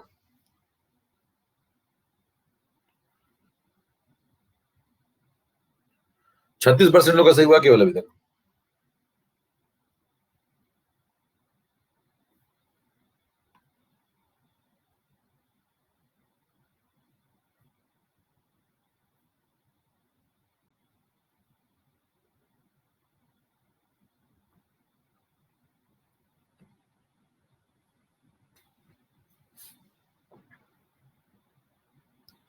%34 और घट गया।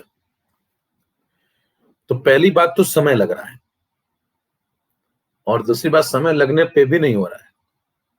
दो बड़ी समस्याएं हैं।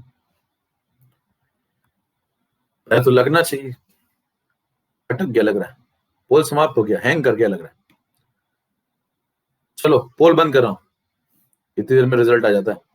अब सुनना ध्यान से, आपसे कह रहा है कि A+2B रिवर्सिबल 3C+D। अब लोग सवाल कैसे लगाते हैं देखिए, कहते हैं इसका rate of reaction, rate expression लिखूंगा। कहते हैं इसका रेट एक्सप्रेशन लिखूंगा। फिर कैसे लिखोगे? कहेंगे rate of reaction is equal to, देखो आर लिखा करूं तो समझ जाना रेट ऑफ रिएक्शन है। ठीक है, आर लिखा करूं तो समझ जाना रेट ऑफ रिएक्शन है। सबको समझ में आ रहा है? हैंग तो नहीं हो रहा? एवी क्लियर है भैया? एक बार अंगूठा दिखा दो, एवी क्लियर है तो। चलो, रेट ऑफ रिएक्शन क्या लिखेंगे आप देखो, यहां कोफिशिएंट लिखते थे ना हम लोग डिवाइड करके, आप सब पढ़ चुके हैं आप पहले, -1/1 dA/dt। और क्या लिखेंगे? इक्वल टू, इसका रीजन मैं सब बता चुका हूं पिछली क्लासेस में। यहां क्या लिखेंगे? -1/2। तो किसी ने अगर ये पिछली क्लासेस ना की हो तो कर जरूर लीजिएगा। इज इक्वल टू, यहां पे क्या लिखेंगे, +1/3 डीसी बाई dt। इसीलिए मैसेज डालता हूं बार बार कि रिवाइज करते रहिए। इज इक्वल टू 1/1, अगर आपने पढ़ भी लिया है ना तो भी रिवाइज किया करिए। dt by dt, her lecture के पहले पुराने लेक्चर को 20-25 मिनट एक लेक्चर को दिया करिए। ये आ गया। अब इससे क्या करेंगे, इससे रिलेशन निकालेंगे, कहेंगे देखो इसमें क्या पूछा, it does not describe. Does not मतलब कौन सा गलत है, ये बताना है आपको। क्या बताना है, कौन सा गलत है, ठीक बात है। अब कौन सा गलत है ये निकालने के लिए क्या करें, देखो इसमें एक को चेक करेंगे, कहने सी और ए को चेक करो, कह रहे इन दोनों को चेक करूंगा, देखो कह रहे सी और ए को चेक करो, कह रहे इन दोनों को चेक करूंगा। चेक करिए भैया, देखो डीसी बाई डी टी, ये 3 इधर आ जाएगा तो बन जाएगा -3 times of D A by D T, यानी कि ये सही लिखा हुआ है, समझ पा रहे हैं। फिर इसका इसको चेक करो, सही लिखा है मतलब गलत है, क्यों, क्योंकि गलत पूछा। देखो डज नॉट, नॉट पढ़िए ध्यान से, ये बात सही है, बात सही है लेकिन आंसर नहीं है क्योंकि गलत पूछा है। बात सही है लेकिन आंसर गलत है क्योंकि गलत पूछा है, समझ में आ रही बात। तो ये क्रॉस बना दिया, बात सही है लेकिन आंसर गलत है। जरा बताना, सी डी का 3 गुना, इसको चेक करेंगे बैठ के, कहेंगे ये लो भैया चेक करो, सी देखो डी का, ये 3 इधर भेजेंगे, इधर आएगा तो 3, ये भी बात सही, देखो बात सही है, देखो चेक करो 3 इधर आएगा तो 3 times D D by D T, सही लिखा हुआ है। देखो बात ये भी सही है लेकिन गलत है क्योंकि गलत पूछा है। डन। फिर इसको चेक करेंगे, इसको चेक करेंगे तो बी और सी को चेक कर लो भैया, कहेंगे बी और सी को चेक कर लो, देखो बी और सी ये दोनों चेक करो। देखो ये लिखा हुआ है माइनस, ये 2 इधर भेज दो, देखो यहां भेज दो, और ये 3 इधर भेज दो तो हो जाएगा -3 DB by D T is equal to +2 DC by D T. और एक तरफ प्लस तो दूसरी तरफ माइनस कर दो, यहां प्लस की जगह माइनस कर दो तो यहां माइनस की जगह प्लस हो जाएगा, यानी कि ये भी सही लिखा हुआ है, चेक कर लीजिए ये भी सही लिखा हुआ है, लेकिन ये भी आंसर नहीं है क्योंकि गलत पूछा है। समझ में आ रही बात भैया, आपको मैं सिखा रहा हूं। फिर बताना, चौथे पे आ जाओ, ये चेक करो, D A by D T is equal to 2 times, तो देखो D A by D T ये है और DB by D T is equal to ये, तो यहां तो ये आ रहा है टू जब मल्टीप्लाई करोगे तो इधर आएगा, तो 2 D A by D T is equal to आएगा डीबी बाई डी टी, जबकि यहां लिखा है 2 DB by D T is equal to D, उल्टा लिखा हुआ है। तो ये बात गलत है लेकिन यही सही है क्योंकि गलत ही तो पूछा है। बात गलत है लेकिन यही सही है क्योंकि गलत ही तो पूछा है। कि तो बात समझ में आ गई, ये बिल्कुल मेथड समझ में आ गया कि यहां ऐसे हो सकता है सवाल।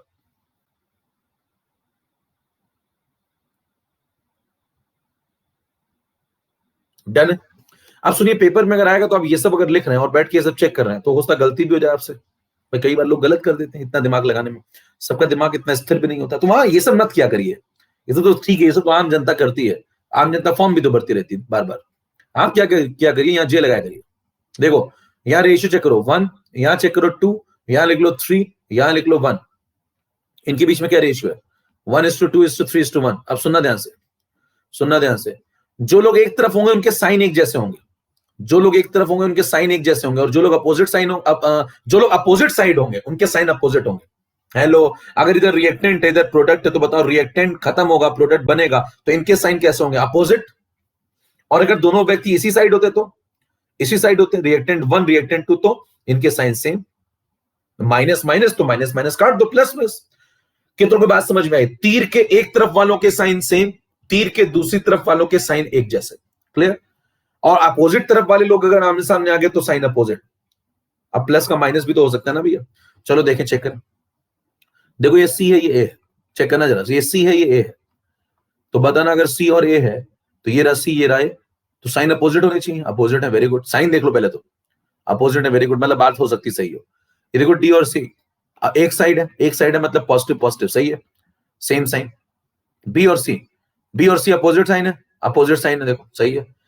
बी और ए एक तरफ है, एक तरफ है मतलब सेम साइन, मतलब साइन वाइज कोई गलत नहीं है, ध्यान दीजिए, साइन वाइज कोई गलत नहीं है, साइन वाइज सारे सही हैं। हेलो, तो देखिए सवाल में स्टेप बाय स्टेप चला करिए, कई बार इसी में आपको आंसर मिल जाएगा, तो ये देखा करिए। अगला पॉइंट, अब साइन से बात ना बने तो रेशियो पे आ जाओ, रेशियो पे आ जाओ। देखो सी और ए, देखो सी की रफ्तार ए की रफ्तार से 3 गुना है, देखो सी की रफ्तार ए की रफ्तार से 3 गुना है, सी की रफ्तार ए की रफ्तार से 3 गुना, चेक करो, ठीक। तो देखो ये सी की रफ्तार है, ये ए की रफ्तार है, और सी की रफ्तार देखो इससे 3 गुना है, मतलब बात सही है लेकिन आंसर गलत है क्योंकि गलत पूछा है। आगे बढ़ जाओ, अब डी और सी देख लो, डी और सी, सी की रफ्तार, देखो सी की रफ्तार डी से 3 गुना है, सी की रफ्तार डी से 3 गुना है, यानी कि बात ये भी सही लिखी हुई है, लेकिन ये भी आंसर गलत है क्योंकि गलत पूछा है। क्या खटखट हो रहा है मामला? ये सब कुछ नहीं लिखना पड़ेगा, ये सब कुछ नहीं लिखना पड़ेगा नीचे वाला, यहां पे आ जाओ। देखो अगला चेक करो, सी और बी में चेक करो, सी और बी। देखो सी की रफ्तार 3 है तो बी की रफ्तार 2 है, तो सी की रफ्तार 3 है, बी की 2 है, तो सी की बी से 3/2 टाइम्स है। भैया सी की अगर 3 है, बी की अगर 2 है, तो 3 2 का कितने गुना होता है? 3/2 टाइम्स। 3 2 का कितने गुना होता है? 3/2 टाइम्स। तो बताइए क्या सी की रफ्तार बी से 3/2 गुना है? तो देखो सी की रफ्तार बी से, ये 2 इधर ले आओ, तो 3 ये 2 इधर से हटाओ, यहां से बाई 2 कर लो, 3/2 टाइम्स। सही लिखा हुआ है, बात ये भी सही है लेकिन गलत है क्योंकि गलत पूछा है। और अगर ये 3 गलत हो चुके हैं, मतलब 3 ऑप्शन नहीं सही, ऑप्शन नहीं बैठ रहे हैं, तो फिर खत्म हो गया, यही आंसर है, खत्म हो गया।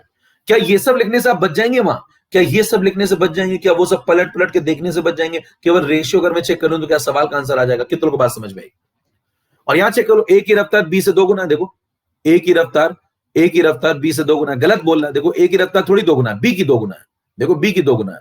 और ये क्या बोल रहा है? ये कह रहा है ए की 2 गुना है, तो गलत बोल रहा है, गलत बोल रहा है तो यही सही है क्योंकि गलत ही तो पूछा है।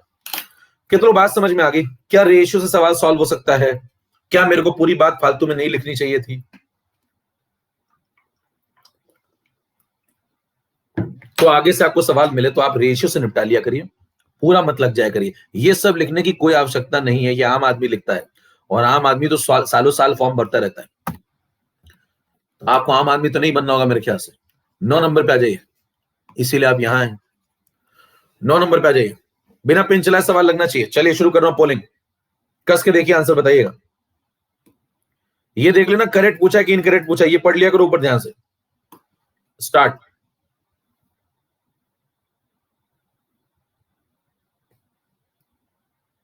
9 नंबर।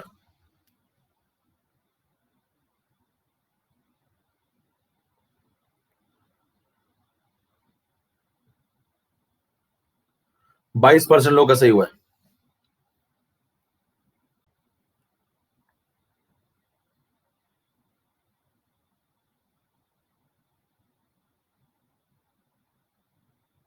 इस बार करेक्ट पूछा भाई, 2 बार करेक्ट हो गया, एक करेक्ट हटा लो, ज्यादा करेक्ट करेक्ट हो गया। Which of the following statement is correct? सही बात आपको बतानी है। चलिए शुरू करते हैं। कह रहा है कि इसके लिए कौन सी बात सही है? x + 2y, और यहां गिव्स लगा भैया, ये थोड़ा सा मिसप्रिंट हो गया, गिव्स प्रोडक्ट, इतना तो समझ गए होंगे ना। अब देखिए x + 2y गिव्स प्रोडक्ट, सवाल कैसे फटाफट किया जाता है देखना जरा। ज्यादा नहीं लिखना होता वहां पे, कम से कम लिखिए, खत्म करिए, वो सब मत लिखिए, रेट एक्सप्रेशन पूरा जे लगाइए, खत्म करिए। देखो कोफिशिएंट का रेशियो, मेन चीज है बस रेशियो, रेशियो ही तो है सब कुछ। इसका 1, इसका 2, इसका 1, देखिए मूल कंसेप्ट चल रहा है बिल्कुल एग्जैक्टली, अगर आप देखें 1 2 1, बस खत्म हो गया। चेक करना जरा, बताना। अगर आपसे पूछे कितने रिलेशन है, तो बहुत सारे हैं, मैं सब बता सकता हूं आपको। देखो सुनना आप जरा, पहला रिलेशन इन दोनों में, इन दोनों में देखना जरा, y की रफ्तार x की रफ्तार से डबल है, x की रफ्तार y की रफ्तार से आधी है। 2 सवाल बन गए। सुनते जाना, मैं सही ऑप्शन आपको बता रहा हूं, पोल का रिजल्ट नहीं आ पा रहा किसी वजह से, छोड़ दीजिए उसको। फिर सुनना, मैं एक्स वाई में क्या बता रहा हूं जरा, दो दो ऑप्शन लिख सकता है क्या? देखो y 2 है तो x 1 है, तो y की रफ्तार x की रफ्तार से 2 गुना है, सही बात है। x की रफ्तार y की रफ्तार से आधी है, सही बात है। खत्म होने की रफ्तार है हालांकि दोनों की, ये भी सही बात है। एक साइड है तो खत्म ही होने की होगी भैया। और आगे बढ़ जाओ, y और p में क्या बोल सकते हो बताओ? y और p में क्या बोल सकते हो? y की रफ्तार p की रफ्तार से, और ये आप समझी गए होंगे कि y अगर मैं बोल रहा हूं तो डिसअपियरेंस, और p बोल रहा हूं तो अपीयरेंस। भाई जो प्रोडक्ट साइड में है वो अपीयरेंस, और जो रिएक्टेंट साइड में वो डिसअपियरेंस, इतना तो आप समझ ही रहे हैं, तो वो मैं बार बार नहीं बोल रहा हूं। तो बताना, y के खत्म होने की रफ्तार p के बनने की रफ्तार से 2 गुना है। देखो y की खत्म होने की रफ्तार p के बनने की रफ्तार से 2 गुना है, या p के बनने की रफ्तार y के खत्म होने की रफ्तार की आधी है। क्या दोनों बातें सही हैं? हेलो, क्या दोनों बातें सही हैं? समझ पा रहे? मैं आपको स्टेटमेंट सिखा रहा हूं सारे, आप चूज कर लेना आपकी जो इच्छा हो। और बताना क्या हुआ। देखो एक x है, एक y है, एक p है, कितने रिलेशन बनेंगे भैया? कितने रिलेशन बनेंगे? एक इन दोनों का, एक इन दोनों का, और एक इन दोनों का, बस खत्म, इतना ही रिलेशन है। तो बताना एक्स वाई का मैंने आपको बता दिया, क्या क्या बताया एक्स वाई का बताना। y की रफ्तार x की रफ्तार से डबल है, x की रफ्तार y की रफ्तार की आधी है, डन ये वाला। अगला सुनना जरा, y और p में सुनना, y की रफ्तार p से डबल है, p की रफ्तार y की आधी है, ये वाला भी खत्म। अब ये वाला सुनना भी, ये वाला सुनना भी, ये भी खत्म। इसमें क्या कहोगे? x और p में देखना जरा, x और p में ये देख लो, एक्स की रफ्तार पी की रफ्तार के बराबर है, पी की रफ्तार एक्स की रफ्तार के बराबर है, खत्म। इसके अलावा कुछ है ही नहीं। क्या पूछ लोगे आप? मारने थोड़ी लगोगे यार क्वेश्चन में, सवाल ही तो पूछोगे ना, हिंसात्मक थोड़ी हो जाएंगे आप। तो वहां सवाल पूछा जाएगा। देखिए लग गए सारे सवाल। अब आप चेक कर लो भैया कौन सा सही लग रहा है कौन सा गलत, चेक कर लो। देखो ये कह रहा है एक्स का खत्म होना वाई के खत्म होने का डबल है, एक्स का खत्म होना वाई के खत्म होने का आधा है, और ये कह रहा है डबल है। गलत बात है। हेलो, समझ पा रहे हैं? देखो एक्स से खत्म होना वाई के खत्म होने का आधा है, और ये बोला डबल है, गलत हो गया। अगला चेक करो, एक्स के खत्म होने की रफ्तार प्रोडक्ट से आधी है, एक्स की प्रोडक्ट के बराबर है भैया, आधी थोड़ी है, बराबर है। बराबर, तो ये भी गलत हो गया। खटखट खटखट हो रहा है क्या सवाल? ज्यादा कुछ नहीं लिखना भी आपको। अगला सुनो, प्रोडक्ट के बनने की रफ्तार वाई की रफ्तार की आधी है, प्रोडक्ट के बनने की रफ्तार वाई की रफ्तार की आधी है। बिल्कुल सही बात है, बिल्कुल। प्रोडक्ट की देखो 1 है, आधी है इससे, तो बिल्कुल सही बात है। अगला चेक करो। अब अगला चेक करोगे क्या वहां पे? इतना हो जाने के बाद क्या चौथा भी चेक करोगे क्या? अगर इसके बाद आप 3 के बाद तीसरा आपको आंसर मिल गया, पहला दूसरा गलत मिल गए, उसके बाद भी आप चौथा चेक करें, तो यकीन मानिए आप बहुत लंबे में है। कह रहे मेरा मन करता है तो कोई मुझे ईमानदार ना समझेगा तो, उसका नाम ईमानदारी नहीं कुछ और है भैया। देखो ये अब आपका बहुत मन कर रहा है तो बता ही देता हूं। देखो प्रोडक्ट की रफ्तार एक्स की रफ्तार की आधी है, प्रोडक्ट की रफ्तार एक्स की रफ्तार के बराबर है, आधी नहीं है, और ये आधी बोलना मतलब गलत है। हालांकि आपको ये चेक वहां नहीं करना। अगर आप वहां ये 3 करने के बाद भी ये चौथा चेक कर रहे हैं, तो यकीन मानिए आवाजें आती हैं, पीछे आ जाओ ना प्लीज, फॉर्म ले जाओ ना प्लीज। आप कहते हैं अभी तो छपा ही नहीं अगले साल का, कि तब तुम्हारे लिए छप गया है। 10वां सवाल पढ़िए इसी बात पे, बोल शुरू कर रहा हूं आपके लिए। तो भैया तरीके बदलिए, नहीं तो जिंदगी आपको बदल देगी, आप भीड़ का हिस्सा बन के रह जाएंगे। एक बार मैं जरा रिफ्रेश कर दूं इसको।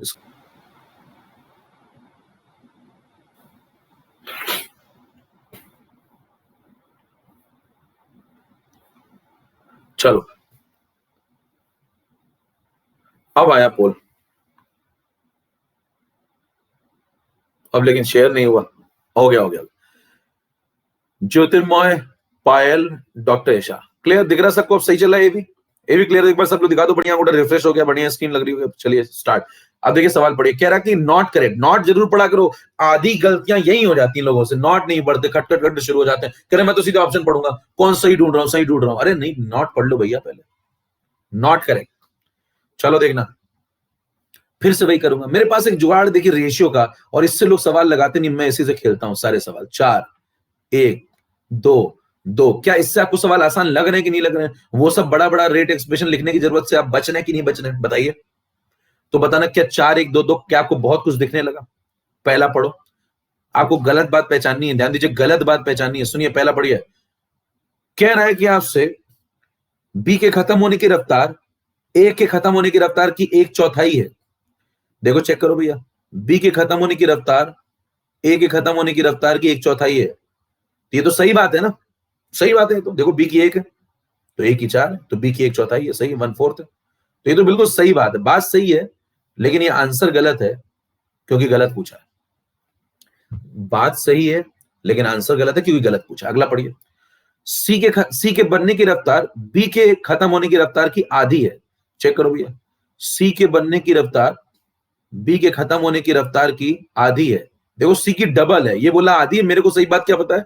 सी की तो डबल है। देखो इससे, इसकी 1 है तो सी की कितनी है? 2 है, तो सी की तो डबल है। किससे? बी से। और ये क्या बोल रहा है? सी की आधी है। गलत बोल रहा है बात, बात गलत है तो यही सही है क्योंकि गलत ही तो पूछा है। बात गलत है लेकिन यही सही है क्योंकि गलत ही तो पूछा है। कितने लोग बात समझ में आ गई?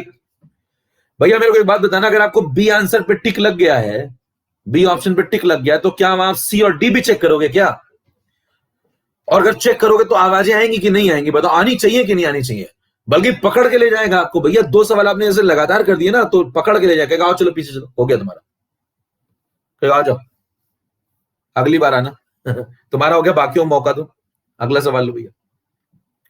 ये सवाल पढ़ते हैं, इसको लगाने के लिए थोड़ा सा आपको और पढ़ना पड़ेगा, इस सबको लगाने के लिए थोड़ा सा और पढ़ना पड़ेगा। चलिए अब हम लोग आगे पढ़ना शुरू करते हैं। आज का काम हो गया इतना, सारी बातें जितनी अभी तक पढ़ी सब हो गया, डन। चलो आगे बढ़े। अब अगला पॉइंट है, ये सब समाप्त होने के बाद बताओ, मैंने अभी तक आपको मेन मेन बातें क्या क्या बता दी, जल्दी से बताओ। तो मैं कहूंगा आपको, मैंने आपको बताया कि जो समय होता है, समय के साथ वेरिएशन होते हैं, और 3 वेरिएशन के सवाल बनते हैं। एक मास का सवाल, और एक मोल का सवाल और एक प्रेशर का सवाल। क्या तीनों प्रकार के सवाल आपने लगा लिए हैं क्या? डन। तीनों का जे आपको मैंने बता दिया है क्या? यस। इसमें मोलर रेशियो देखो, इसमें मास रेशियो देखो, और इसमें प्रेशर का रेशियो देख लो, उससे काम बन जाता है, जैसे भी एक ए और बी वाला सवाल लगाया था। चलिए नेक्स्ट पे चलते हैं। अब हम लोग आगे पढ़ने जा रहे हैं क्या? दो बातें। एक हम लोग पढ़ेंगे क्या? मॉलिक्यूलैरिटी, और एक शब्द हम लोग पढ़ेंगे ऑर्डर। हम लोग को दो शब्दों को पढ़ना है, एक मॉलिक्यूलैरिटी और एक ऑर्डर। सबसे पहले हम लोग इसको पढ़ेंगे, फिर जब इसको पढ़ लेंगे तो हम लोग इसको पढ़ेंगे। ठीक है। अब सवाल उठता है कि किसके लिए पढ़ेंगे? तो आप कहेंगे तमाम तरीके की रिएक्शंस होती हैं। कौन कौन सी रिएक्शंस होती हैं? एक होती है एलिमेंट्री रिएक्शन, और एक होती है कॉम्प्लेक्स रिएक्शन। एक होती है कॉम्प्लेक्स रिएक्शन। क्या होती है उसको समझते हैं। ध्यान दीजिए, आपको पढ़ना क्या, ये पहले समझ लीजिए। एलिमेंट्री के बारे में आपको मॉलिक्यूलैरिटी पढ़नी है, एलिमेंट्री की। फिर आपको कॉम्प्लेक्स की मॉलिक्यूलैरिटी पढ़नी है। फिर आपको एलिमेंट्री की ऑर्डर पढ़नी है। फिर आपको कॉम्प्लेक्स की ऑर्डर पढ़नी है। फिर ये दोनों पूरे खत्म हो जाएंगे, फिर आप आगे बढ़ जाएंगे। समझ पा रहे हैं? तो आपको क्या करना है? मॉलिक्यूलैरिटी पढ़नी है, ऑर्डर पढ़नी है, लेकिन किसकी पढ़नी? इन दोनों की पढ़नी है। तो इन दोनों के लिए ये दोनों पढ़ने हैं। तो शुरू में कहां से कर रहा हूं? अभी मॉलिक्यूलैरिटी से। सिस्टमैटिक चलना है बिल्कुल। स्टार्ट में कहां से कर रहा हूं? मॉलिक्यूलैरिटी से। और किसकी मॉलिक्यूलैरिटी शुरू कर रहा हूं? मॉलिक्यूलैरिटी, वो भी किसकी? मॉलिक्यूलैरिटी ऑफ एन एलिमेंट्री रिएक्शन। फिर मैं आऊंगा कॉम्प्लेक्स पे। एलिमेंट्री का दूसरा नाम सिंपल रिएक्शन, तीसरा नाम सिंगल स्टेप रिएक्शन। ठीक है। एलिमेंट्री के तीन नाम कौन कौन से? एलिमेंट्री स्वयं, सिंपल रिएक्शन या सिंगल स्टेप रिएक्शन। इस प्रकार की रिएक्शंस के लिए आप मॉलिक्यूलैरिटी सीखने जा रहे हैं, क्या होती है और कैसे निकाली जाती है। सवाल उठता है कौन सी रिएक्शन एलिमेंट्री होती है? तो देखो नाम से समझ में आ रहा है, अब इसमें डेफिनेशन लिखने की जरूरत ही नहीं है। बताइए, जो रिएक्शन एक स्टेप में खत्म हो जाए, सिंगल स्टेप में, वो कैसी रिएक्शन है? वो सिंपल रिएक्शन है, सिंगल स्टेप रिएक्शन है। तो एलिमेंट्री के दूसरे नाम क्या हो गए? सिंगल स्टेप रिएक्शन या सिंपल रिएक्शन। और कॉम्प्लेक्स का दूसरा नाम क्या हो जाएगा? Multi step reaction. Multi step reaction. जो एक से ज्यादा स्टेप में खत्म होती हो मैकेनिज्म, वो कॉम्प्लेक्स है। जो एक स्टेप में खत्म हो जाए वो एलिमेंट्री है। ये टू टाइप्स ऑफ रिएक्शंस हैं on the basis of steps, on the basis of steps. और इनके बारे में आपको डिटेल में समझना है। तो मैं पहले वाले को शुरू कर रहा हूं। डेफिनेशन पे आइए पहले। तो इट इज इक्वल टू, क्या होती है मॉलिक्यूलैरिटी एलिमेंट्री की? It is equal to the total number of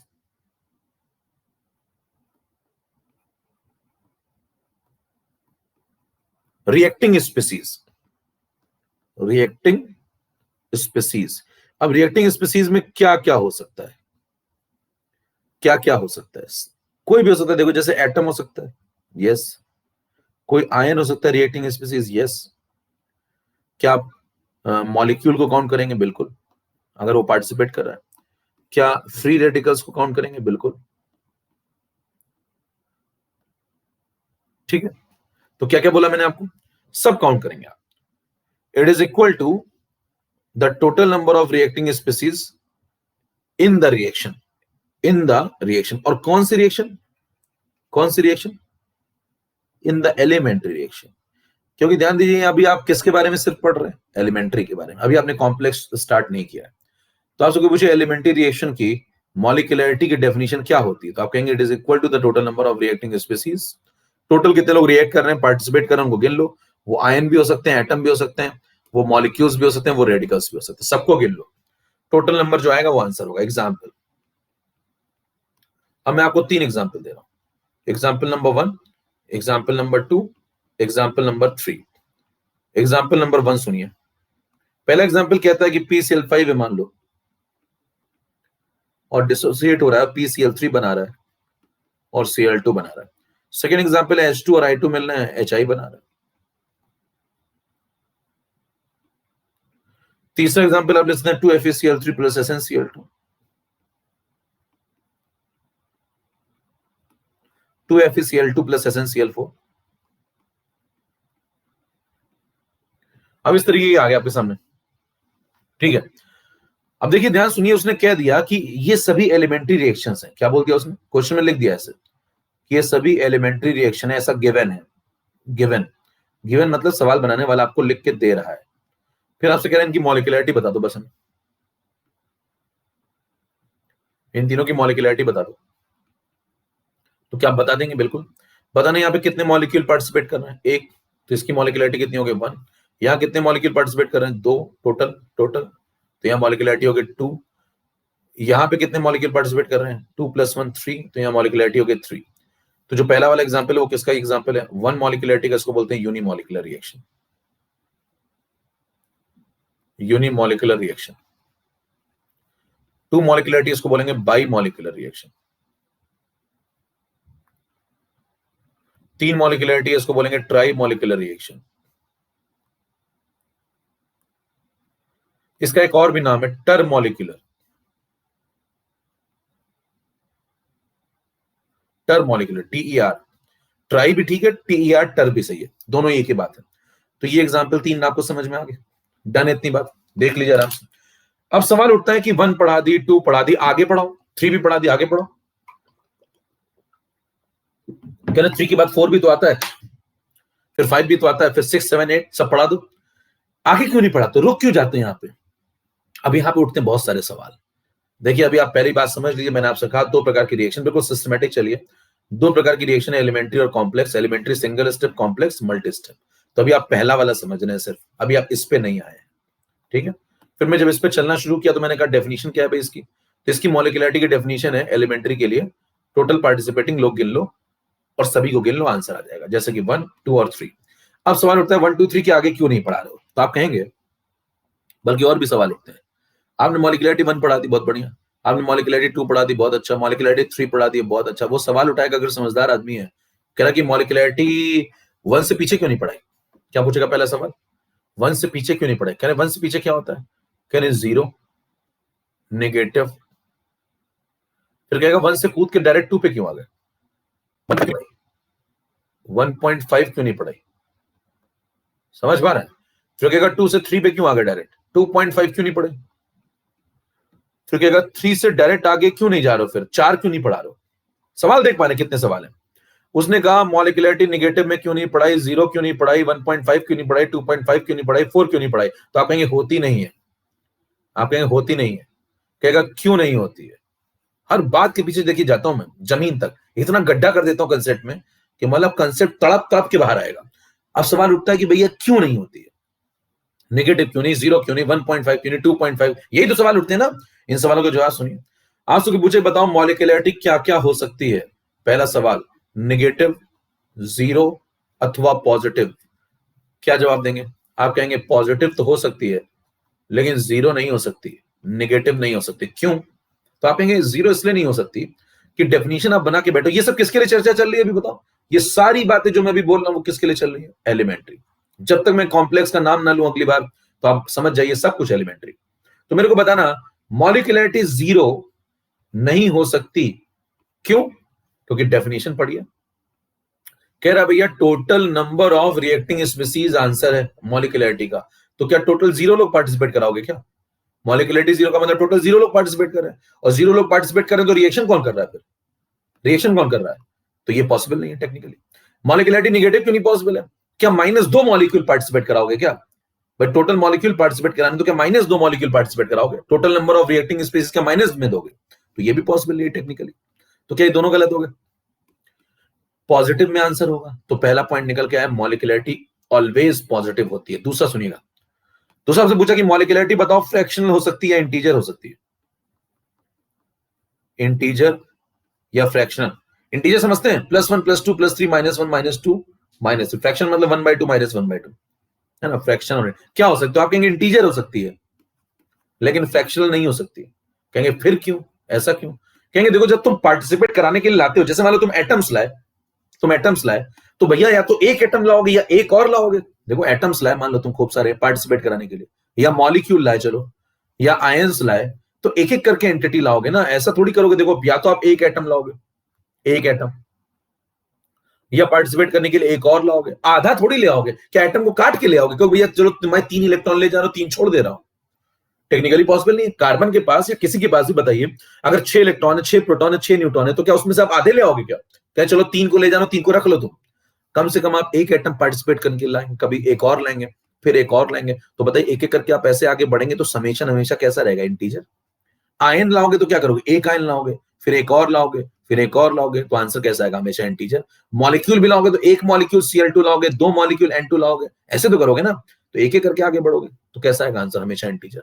ध्यान दीजिए, अब आप कहेंगे साहब मैंने जिंदगी में कभी कभी ये भी तो पढ़ा है, ये 1/2 N2 प्लस, देखिए आपके तेज दिमाग में आइडिया कौंधा होगा, कह रहे हैं ये भी तो पढ़ता हूं मैं ऐसा, तो इसमें ये 1/2 क्या होता है फिर, तो आप कहेंगे भैया ये मैथमेटिकली लिखा जाता है, ये मैथमेटिकली, आप जब सवाल में कहीं हैबर प्रोसेस कराएंगे, आप जाएंगे हैबर प्रोसेस कराएंगे, तो N2 + 3H2 gives twice ammonia होता है, समझ पा रहे हैं, एक N2 का मॉलिक्यूल लाया जाता है, आधा कहां से ले आओगे, N2 के बीच में ट्रिपल बॉन्ड बना हुआ है, क्या इसको तोड़ दोगे, क्या कहोगे भैया आधा चलो मेरे साथ, आधा रखो तुम अपने पास, समझ पा रहे हैं, तो भैया लाओगे तो एंटिटी वाइज लाओगे ना, N2 आप एक मॉलिक्यूल पूरा ऐसे ट्रिपल बॉन्ड बना के बैठा है, स्ट्रक्चर बनाए, तो इसको उठा के डाल दोगे कंटेनर में, तो या तो आप एक N2 लाओगे, फिर H2 लाओगे तो HH स्ट्रक्चर बना हुआ है, एक H2 लाओगे, फिर दूसरा लाओगे, फिर तीसरा लाओगे, समझ पा रहे हैं, तो आंसर हमेशा इंटीजर में ही होता है, आंसर हमेशा इंटीजर में ही होता है। ये जो 1/2 हम लोग करते हैं तो अपने सहूलियत के लिए हम लोग 2 डिवाइड कर लेते, मैथमेटिकल तो आप 2 डिवाइड कर लो, 10 डिवाइड कर लो, आपकी इच्छा है,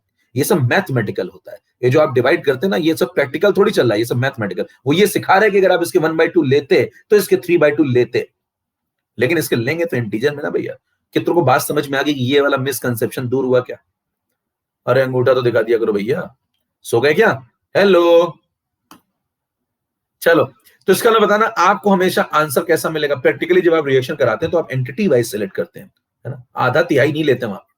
तो बताइए मॉलिक्यूलरिटी क्या क्या होगी भैया, पॉजिटिव, और क्या होगी, इंटीजर, तो ओवरऑल क्या बोलेंगे, मॉलिक्यूलरिटी विल बी, या अगली स्लाइड में आ जाओ, एलिमेंट्री के लिए आप साफ साफ एक बात बोल के चले आएंगे कि मॉलिक्यूलरिटी विल बी, दोनों को मिला दो, a positive integer only, positive integer only, समझ में आ रही है बात क्या बोल रहा हूं, सिर्फ और सिर्फ पॉजिटिव इंटीजर होगी, इसके अलावा कुछ भी नहीं होगी।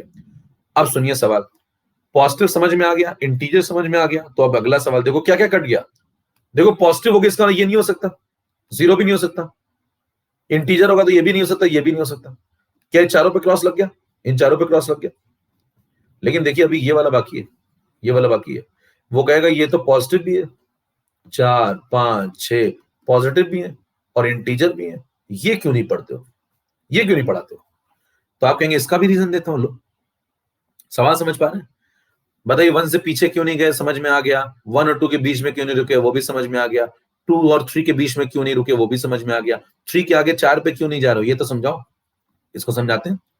तो बताइए अगर आपसे कहता है पॉजिटिव इंटीजर है, तो भैया पॉजिटिव इंटीजर में तो 4 भी आता है, 4 क्यों नहीं पढ़ाते हो, तो आप कहेंगे molecularity of elementary reaction will be less than और इक्वल टू 3 होता है। अब कहेगा ये क्यों होता है, कहेंगे बिकॉज, का रीजन लिखिए, रीजन है because the probability of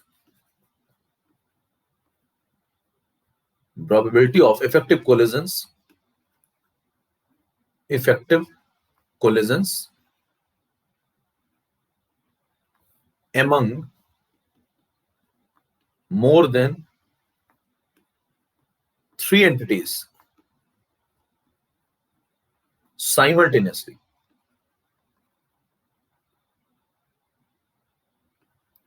is negligible। क्या कह गया, कभी जरा बात समझिए, देखिए वो कह रहा है कि अगर आप 3 से अधिक एंटिटीज लेते हैं और उनका साइमल्टेनियस का मतलब समझते हैं, ऐसा नहीं कि आगे पीछे हो जाए, देखिए 3 व्यक्तियों की टक्कर करानी है और वो टक्कर इफेक्टिव भी होनी चाहिए और साइमल्टेनियस भी होनी चाहिए, इस बात की जो प्रोबेबिलिटी होती है वो नेग्लिजिबल होती है, ये कहना चाह रहा है ये। अभी क्या कह रहा है जरा समझिए, मान लीजिए एक चौराहा है, चौराहे पे 2 व्यक्ति हैं, आमने सामने से ऐसे आ रहे हैं बाइक पे, ठीक है, आजकल ईयरफोन लगा के चलते हैं और निपट लेते हैं, फिर गाने सुनते सुनते ही, है ना, निकल लेते हैं, तो बताना मुझे तू याद आते हो, और बताना ये चले आ रहे हैं बिल्कुल आमने सामने से, है ना, आमने सामने चले आ रहे हैं, ईयरफोन लगाए बैठे भैया ये, है ना, चले आ रहे हैं पल्सर पे, इधर से ये आ रहे हैं एक हीरो होंडा, अब बताओ, देख नहीं रहे एक दूसरे को, लगे दोनों कहीं अपना, हाँ और बताओ कैसे होगा, कब मिलो, तो बताइए चले आ रहे थे खटाखट खटाखट, और एकदम आमने सामने जब आ गए तो एकदम लास्ट मोमेंट पे इन्होंने एक दूसरे को देखा, तब तक बहुत देर हो गई थी और ये भिड़ंत हो गई एकदम आमने सामने से। ये बताइए कैसा कोलिजन है, ये कैसा कोलिजन है? ये हेड ऑन कोलिजन है, हेड ऑन को जबरदस्त एनर्जी के साथ, ब्रेक लगाने का कोई मौका नहीं, आमने सामने से टकरा गए, दोनों की खोपड़ियां टूट गई। देखिए दोनों जबरदस्त तरीके से आमने सामने से टकरा के हेड ऑन कोलिजन हुआ है, फुल एनर्जी के साथ और बिल्कुल जबरदस्त आमने सामने से और जबरदस्त ओरिएंटेशन के साथ, और दोनों की खोपड़ी टूट गई। इसको बोलते हैं आप इफेक्टिव कोलिजन। इसको क्या बोलेंगे? एक शब्द यहां पे यूज हुआ है, इसको बोलते हैं इफेक्टिव कोलिजन। इसकी चर्चा आगे बहुत ज्यादा खुल के होने वाली है जब आप पढ़ेंगे कोलिजन थ्योरी, लेकिन फिलहाल आप समझ पा रहे हैं इफेक्टिव टकराने का मतलब क्या होता है? इफेक्टिव टकराने का मतलब होता है ऐसे टकराओ, बिल्कुल फुल एनर्जी के साथ और प्रॉपर ओरिएंटेशन के साथ, एकदम आमने सामने से, हेड ऑन कोलिजन। फिर मान लीजिए दूसरा एग्जांपल आपको देता हूं। मान लीजिए एक आमने सामने से आ रहे थे, एकदम सामने आ गए, इनका भैया का सिग्नल चला गया, है ना, इनका गाना बंद हो गया, मुझे तुम याद आते हो।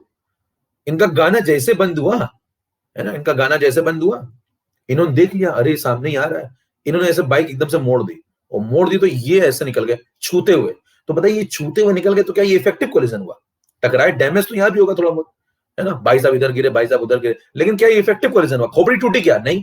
तो बताइए खोपड़ी नहीं टूटी, इसका मतलब इफेक्टिव कोलिजन नहीं हुआ। तो आप कहेंगे ये क्या गड़बड़ कर दी? ओरिएंटेशन बिगाड़ दिया थोड़ा सा, है ना, ओरिएंटेशन देखिए ये नहीं रखा, हल्का सा इसने बिगाड़ दिया, तो ये इफेक्टिव कोलिजन नहीं है। तो मैं यहां क्या बोल रहा हूं आपसे, तीन लोगों के बीच में इफेक्टिव कोलिजन होने के चांसेस साइमल्टेनियसली बहुत कम होते हैं।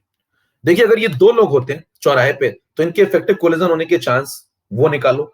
फिर अगर मान लो दो नहीं तीन है, तीन मान लो, एक इधर से आ रहा है, एक इधर से आ रहा है और एक उधर से आ रहा है, तीन आ रहे हैं ऐसे से, बिल्कुल बराबर, एक ही चौराहे पे तीन आ रहे हैं ऐसे लो, और तीन आ रहे हैं, तो बताना तीन के एक ही जगह पे टकराने के चांसेस क्या दो से कम होंगे? साइमल्टेनियस टकराना है, साइमल्टेनियस का मतलब ऐसा नहीं दो अभी टकरा लिए फिर एक बाद में 10 मिनट तक उनकी खोपड़ी पे आके गिर गया, ऐसा नहीं, एक साथ एक ही टाइम पे तीनों टकराओ, बराबर, और एक ही जगह पे तीनों टकराओ, एक ही पॉइंट पे, ऐसा नहीं दो यहां टकरा रहे हैं दो कहीं और टकरा रहे हैं, ये नहीं, दो इस चौराहे पे दो उस चौराहे पे, नहीं, एक ही पॉइंट पे टकराओ, एक ही चौराहे पे टकराओ और साइमल्टेनियसली एक ही टाइम पे टकराओ। बताइए इस बात की प्रोबेबिलिटी अगर संख्या बढ़ती जाएगी तो क्या कम होगी या ज्यादा होगी?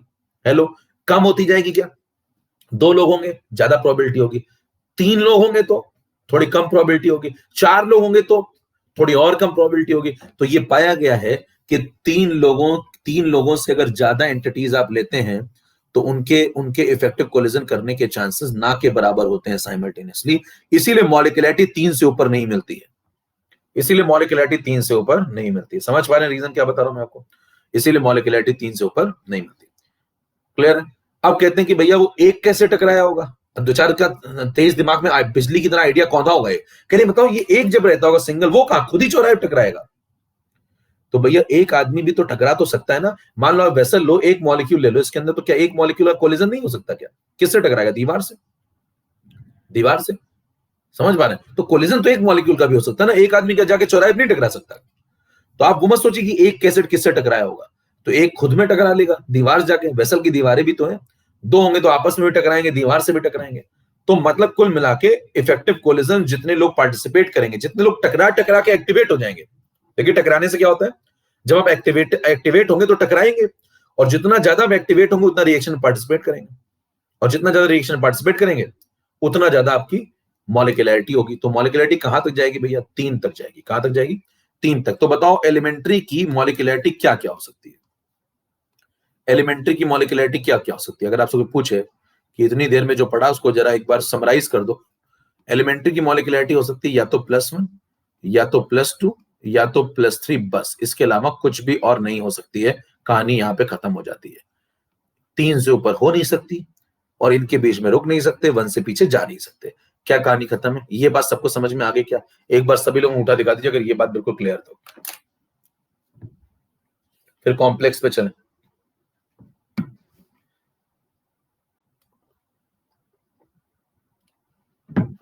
चलिए नेक्स्ट पॉइंट, अब आ जाए कॉम्प्लेक्स पे। अगला पॉइंट है कॉम्प्लेक्स रिएक्शन, इसको बोलते हैं मल्टी स्टेप रिएक्शन। अब तो कोई मल्टी स्टेप रिएक्शन आपको समझाना है कि इसके अंदर कैसे मॉलिक्यूलरिटी निकालेंगे। देखिए एग्जांपल ले लेते हैं।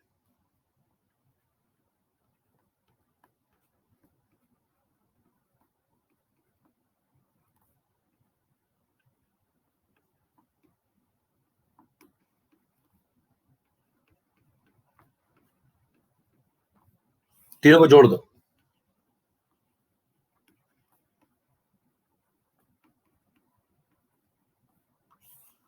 आप सुनो ध्यान से, वहां सवाल में आपको कहेगा ये स्टेप नंबर 1 है,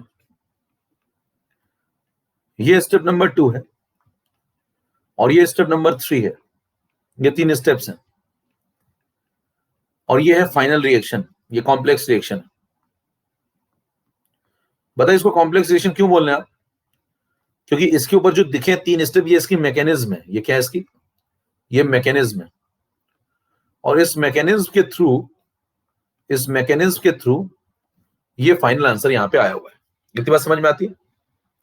तो मेरे को एक बात बताना, अगर इस मैकेनिज्म के थ्रू ये फाइनल आंसर यहां पे आया हुआ है तो ये हो गई elementary steps, step number 1, step number 2, step number 3। तो इन्हें आप कैसे स्टेप बोलेंगे? इन तीनों को कैसे स्टेप बोलेंगे बताओ? ये स्टेप 1 कैसा है? सिंगल स्टेप, एक ही स्टेप है, इसके अंदर थोड़ी कोई मैकेनिज्म है, तो इसे क्या बोलेंगे? एलिमेंट्री है। ये स्टेप 2 कैसा है? एलिमेंट्री है। स्टेप 3 कैसा है? एलिमेंट्री है। ये क्या है? ये मल्टी स्टेप है, ये कॉम्प्लेक्स है। तो बताइए जो पहली 3 रिएक्शन है इनको क्या बोलेंगे? ये एलिमेंट्री स्टेप्स है। ये क्या है? एलिमेंट्री स्टेप्स हैं। किसके? Of the final complex reaction. और आपको उस फाइनल कॉम्प्लेक्स रिएक्शन की क्या बतानी है? क्या बतानी है? मॉलिक्यूलैरिटी। ये पढ़ना है आपको, ये सवाल है। अब सुनो जरा ध्यान से, इसकी मॉलिक्यूलैरिटी और इसकी मॉलिक्यूलैरिटी क्या आप आराम से बता सकते हैं? क्या इन तीनों की मॉलिक्यूलैरिटी आप आराम से बता सकते हैं? क्यों आराम से बता सकते हैं? क्योंकि हम पढ़ चुके हैं। क्या पढ़ चुके हैं बताओ? ये तीनों एलिमेंट्री है। बताओ ये कैसी रिएक्शन है? ये पहली वाली कैसी रिएक्शन है? ये स्टेप 1 एलिमेंट्री। और एलिमेंट्री में हम लोगों ने क्या पढ़ा था बताओ? बस देख लो कितने पार्टिसिपेट करें, यहां कितने पार्टिसिपेट कर रहे हैं? एक। तो मॉलिक्यूलरिटी कितनी होगी? 1। यहां मॉलिक्यूलरिटी कितनी होगी? 1। यहां पे कितनी हो जाएगी? देखो एटम्स पार्टिसिपेट कर, तो मैंने क्या कहा था आपको? एटम्स भी हो सकते हैं, आयंस भी हो सकते हैं, रेडिकल्स भी हो सकते हैं। तो बताना कितनी होगी? 2। तो यहां पे 1, यहां पे 1, यहां पे 2, ये तीनों की मॉलिक्यूलरिटी आ गई। ये किसकी मॉलिक्यूलरिटी है?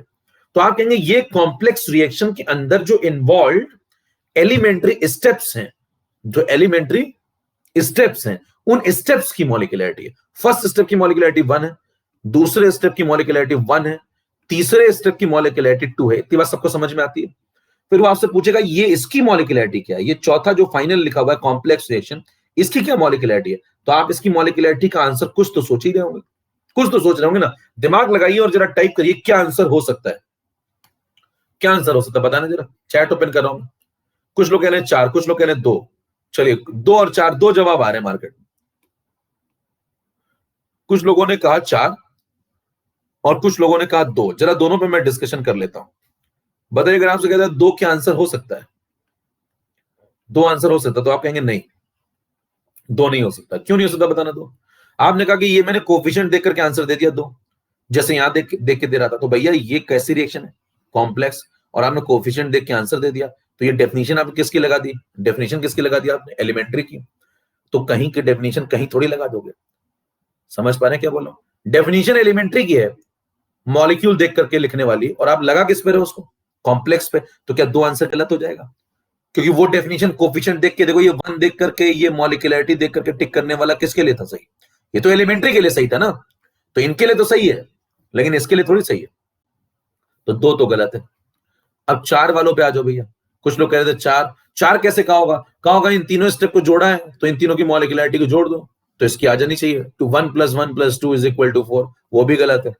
कह रहे वो कैसे गलत है? वो ऐसे गलत है कि अगर आप बोल रहे हैं इसकी मॉलिक्यूलरिटी 4 है, तो बताइए कि 4 लोगों का इफेक्टिव कोलिजन हुआ है। फिर 4 लोग, इसका मतलब अगर आप 4 बोल रहे हैं तो 4 लोग एक ही समय पे इफेक्टिव कोलिजन कर रहे होंगे, ऐसा बोल रहे हैं।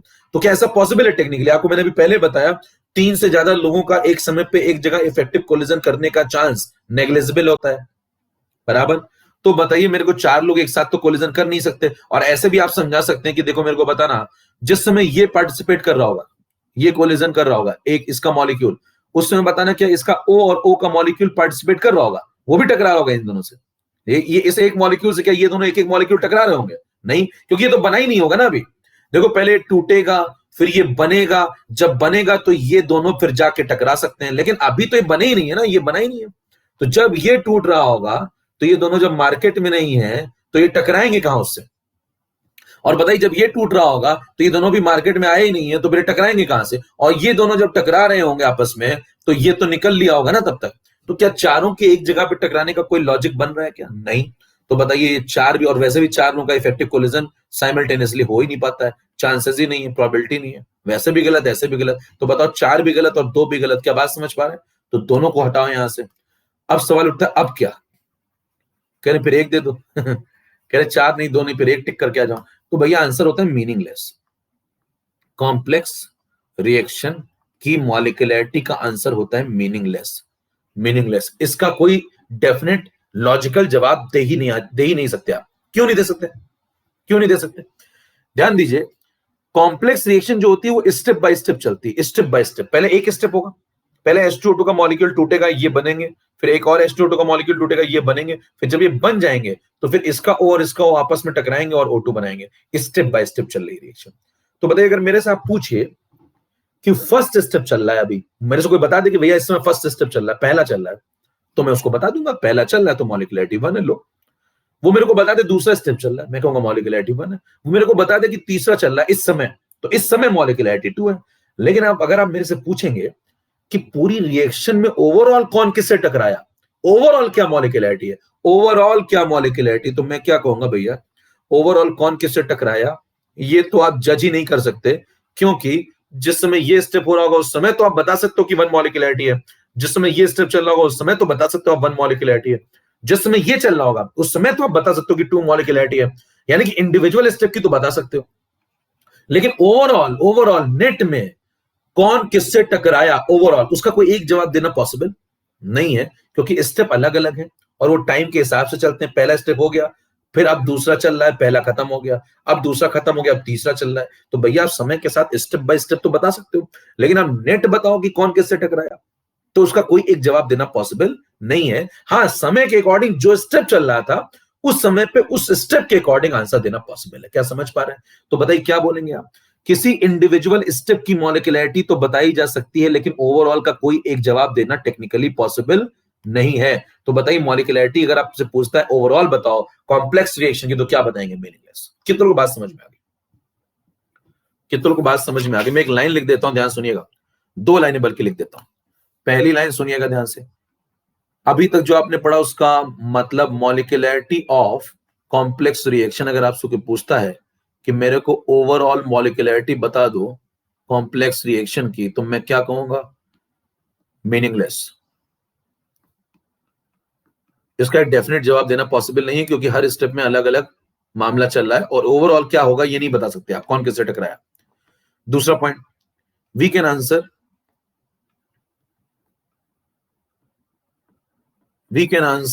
द मॉलिक्यूलरिटी ऑफ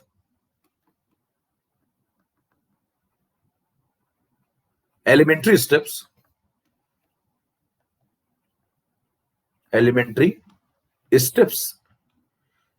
involved या present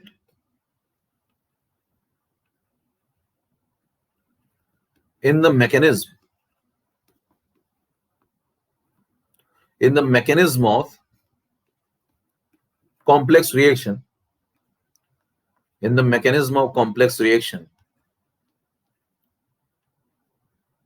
but the overall molecularity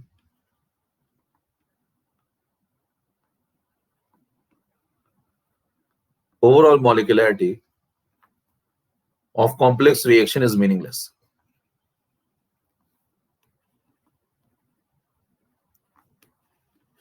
अब इस लाइन को जरा पढ़िए, इस ऊपर वाली लाइन को खोल दिया पूरा। क्या कह रहा है?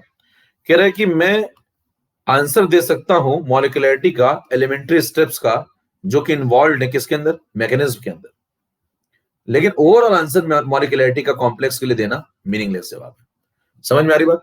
तो आप स्टेप बाय स्टेप का आंसर बता सकते हैं कि 1 इसका आंसर है, 1 इस स्टेप का आंसर है, 2 इसका आंसर है, लेकिन ओवरऑल इस पूरी रिएक्शन का आंसर देना कि कौन किससे टकराया ओवरऑल, ये कोई जवाब देना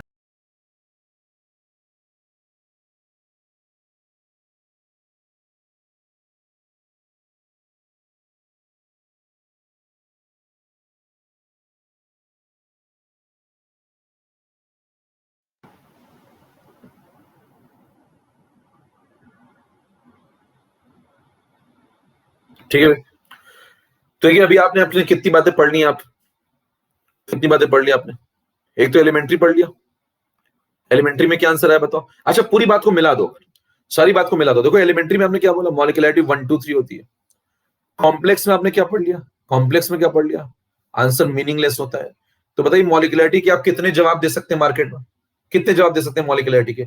4 प्रकार के जवाब। 4 प्रकार के जवाब क्या क्या बोलेंगे? अगर पूछेगा एलिमेंट्री के जवाब दो तो 1 + 1 + 2 + 3, 3 जवाब पॉसिबल है और कोई जवाब पॉसिबल नहीं है। अगर कॉम्प्लेक्स का पूछता है तो मीनिंगलेस, एक ही जवाब पॉसिबल है। और एलिमेंट्री स्टेप्स का उनके अंदर पूछता है तो फिर से वही +1 + 2 + 3 पॉसिबल है। समझ पा रहे हैं? तो बताइए मॉलिक्युलरिटी के ओवरऑल आंसर क्या क्या हो सकते हैं? बताओ 4 प्रकार के आंसर। कौन कौन से 4 प्रकार के आंसर? आप क्या हैंग हो रहा है सिस्टम थोड़ा। मॉलिक्युलरिटी के 4 प्रकार के आंसर आप क्या क्या दे सकते हैं? +1 + 2 + 3, ये तो एलिमेंट्री के हो गए। और एक आंसर कॉम्प्लेक्स का क्या देंगे? मीनिंगलेस। अगर मल्टी स्टेप रिएक्शन आ गई तो मीनिंगलेस, और अगर सिंगल स्टेप रिएक्शन आ गई या उसके स्टेप्स पूछ रहा है तो उसका ये 3 आंसर। इनके अलावा कोई और आंसर पॉसिबल मॉलिक्युलरिटी में नहीं है। क्या बात समझ पा रहे हैं? मॉलिक्युलरिटी में नहीं है। अब हम लोग इसके बाद क्या पढ़ेंगे? मॉलिक्युलरिटी डन, मॉलिक्युलरिटी डन। एलिमेंट्री होगा इधर चले जाओ, एलिमेंट्री होगा तो इधर चले जाओ, और कॉम्प्लेक्स होगा तो इधर चले आओ, और कुछ हो नहीं सकता, खेल खत्म हो गया। अब हम लोग क्या पढ़ेंगे बताओ? ऑर्डर। हम लोग क्या पढ़ेंगे? ऑर्डर। अब देखिए ऑर्डर पढ़ने के लिए फिर से आपको समय लगेगा, अभी मेरे ख्याल से टाइम हो गया है, 5-6 मिनट ऊपर ही निकल गए हम लोग। तो हम लोग ऑर्डर नेक्स्ट टर्न पे शुरू करेंगे। अगले टर्न की झलकियां सुन लीजिए। आज मैंने आपको क्या क्या पढ़ा दिया? आज मैंने आपको क्या पढ़ा दिया देखो, सुन लो पहले स्टार्टिंग से। आज मैंने देखो यहां से शुरू की थी कहानी। तो सबसे पहली चीज मैंने आपको आज बता दिया कि भाई मास का वेरिएशन कैसे करते हैं।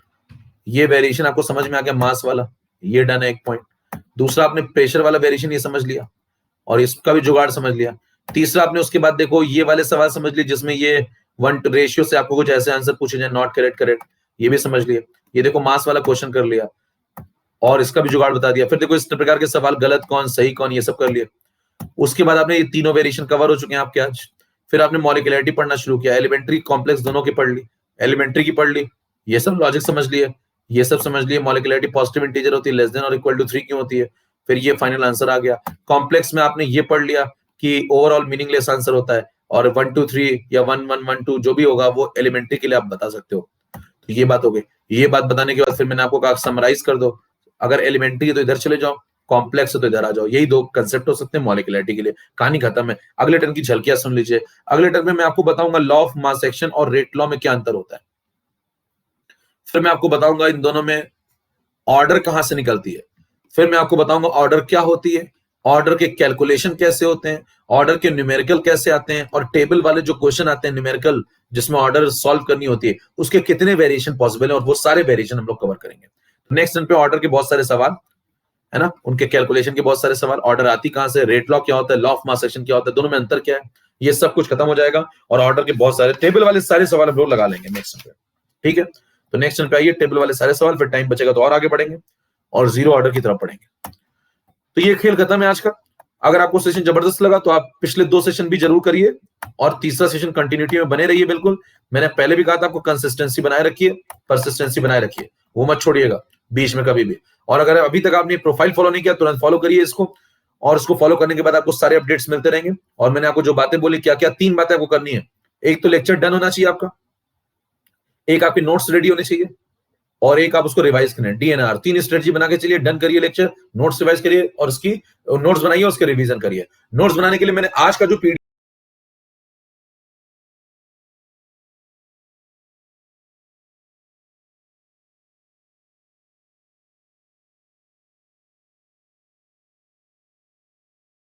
मैं आपको बता देता हूं कहां से, जो मैंने आपको डीपीपी दिए ना उसमें आप लगा लेना।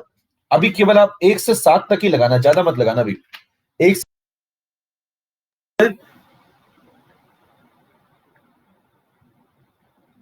अभी आपको शुरुआत में बस 7-8 सवाल लगाने, अभी ज्यादा नहीं लगाना है ना। नेक्स्ट हम लोग और पढ़ लेंगे, फिर हम लोग और आगे बढ़ेंगे। नमस्कार, जय भारत। सेशन अच्छा लगा तो आप कमेंट में लिख सकते हैं, हेड डेडिकेट कर सकते हैं और अपनी बातें ऐड कर सकते हैं। प्रोफाइल तुरंत फॉलो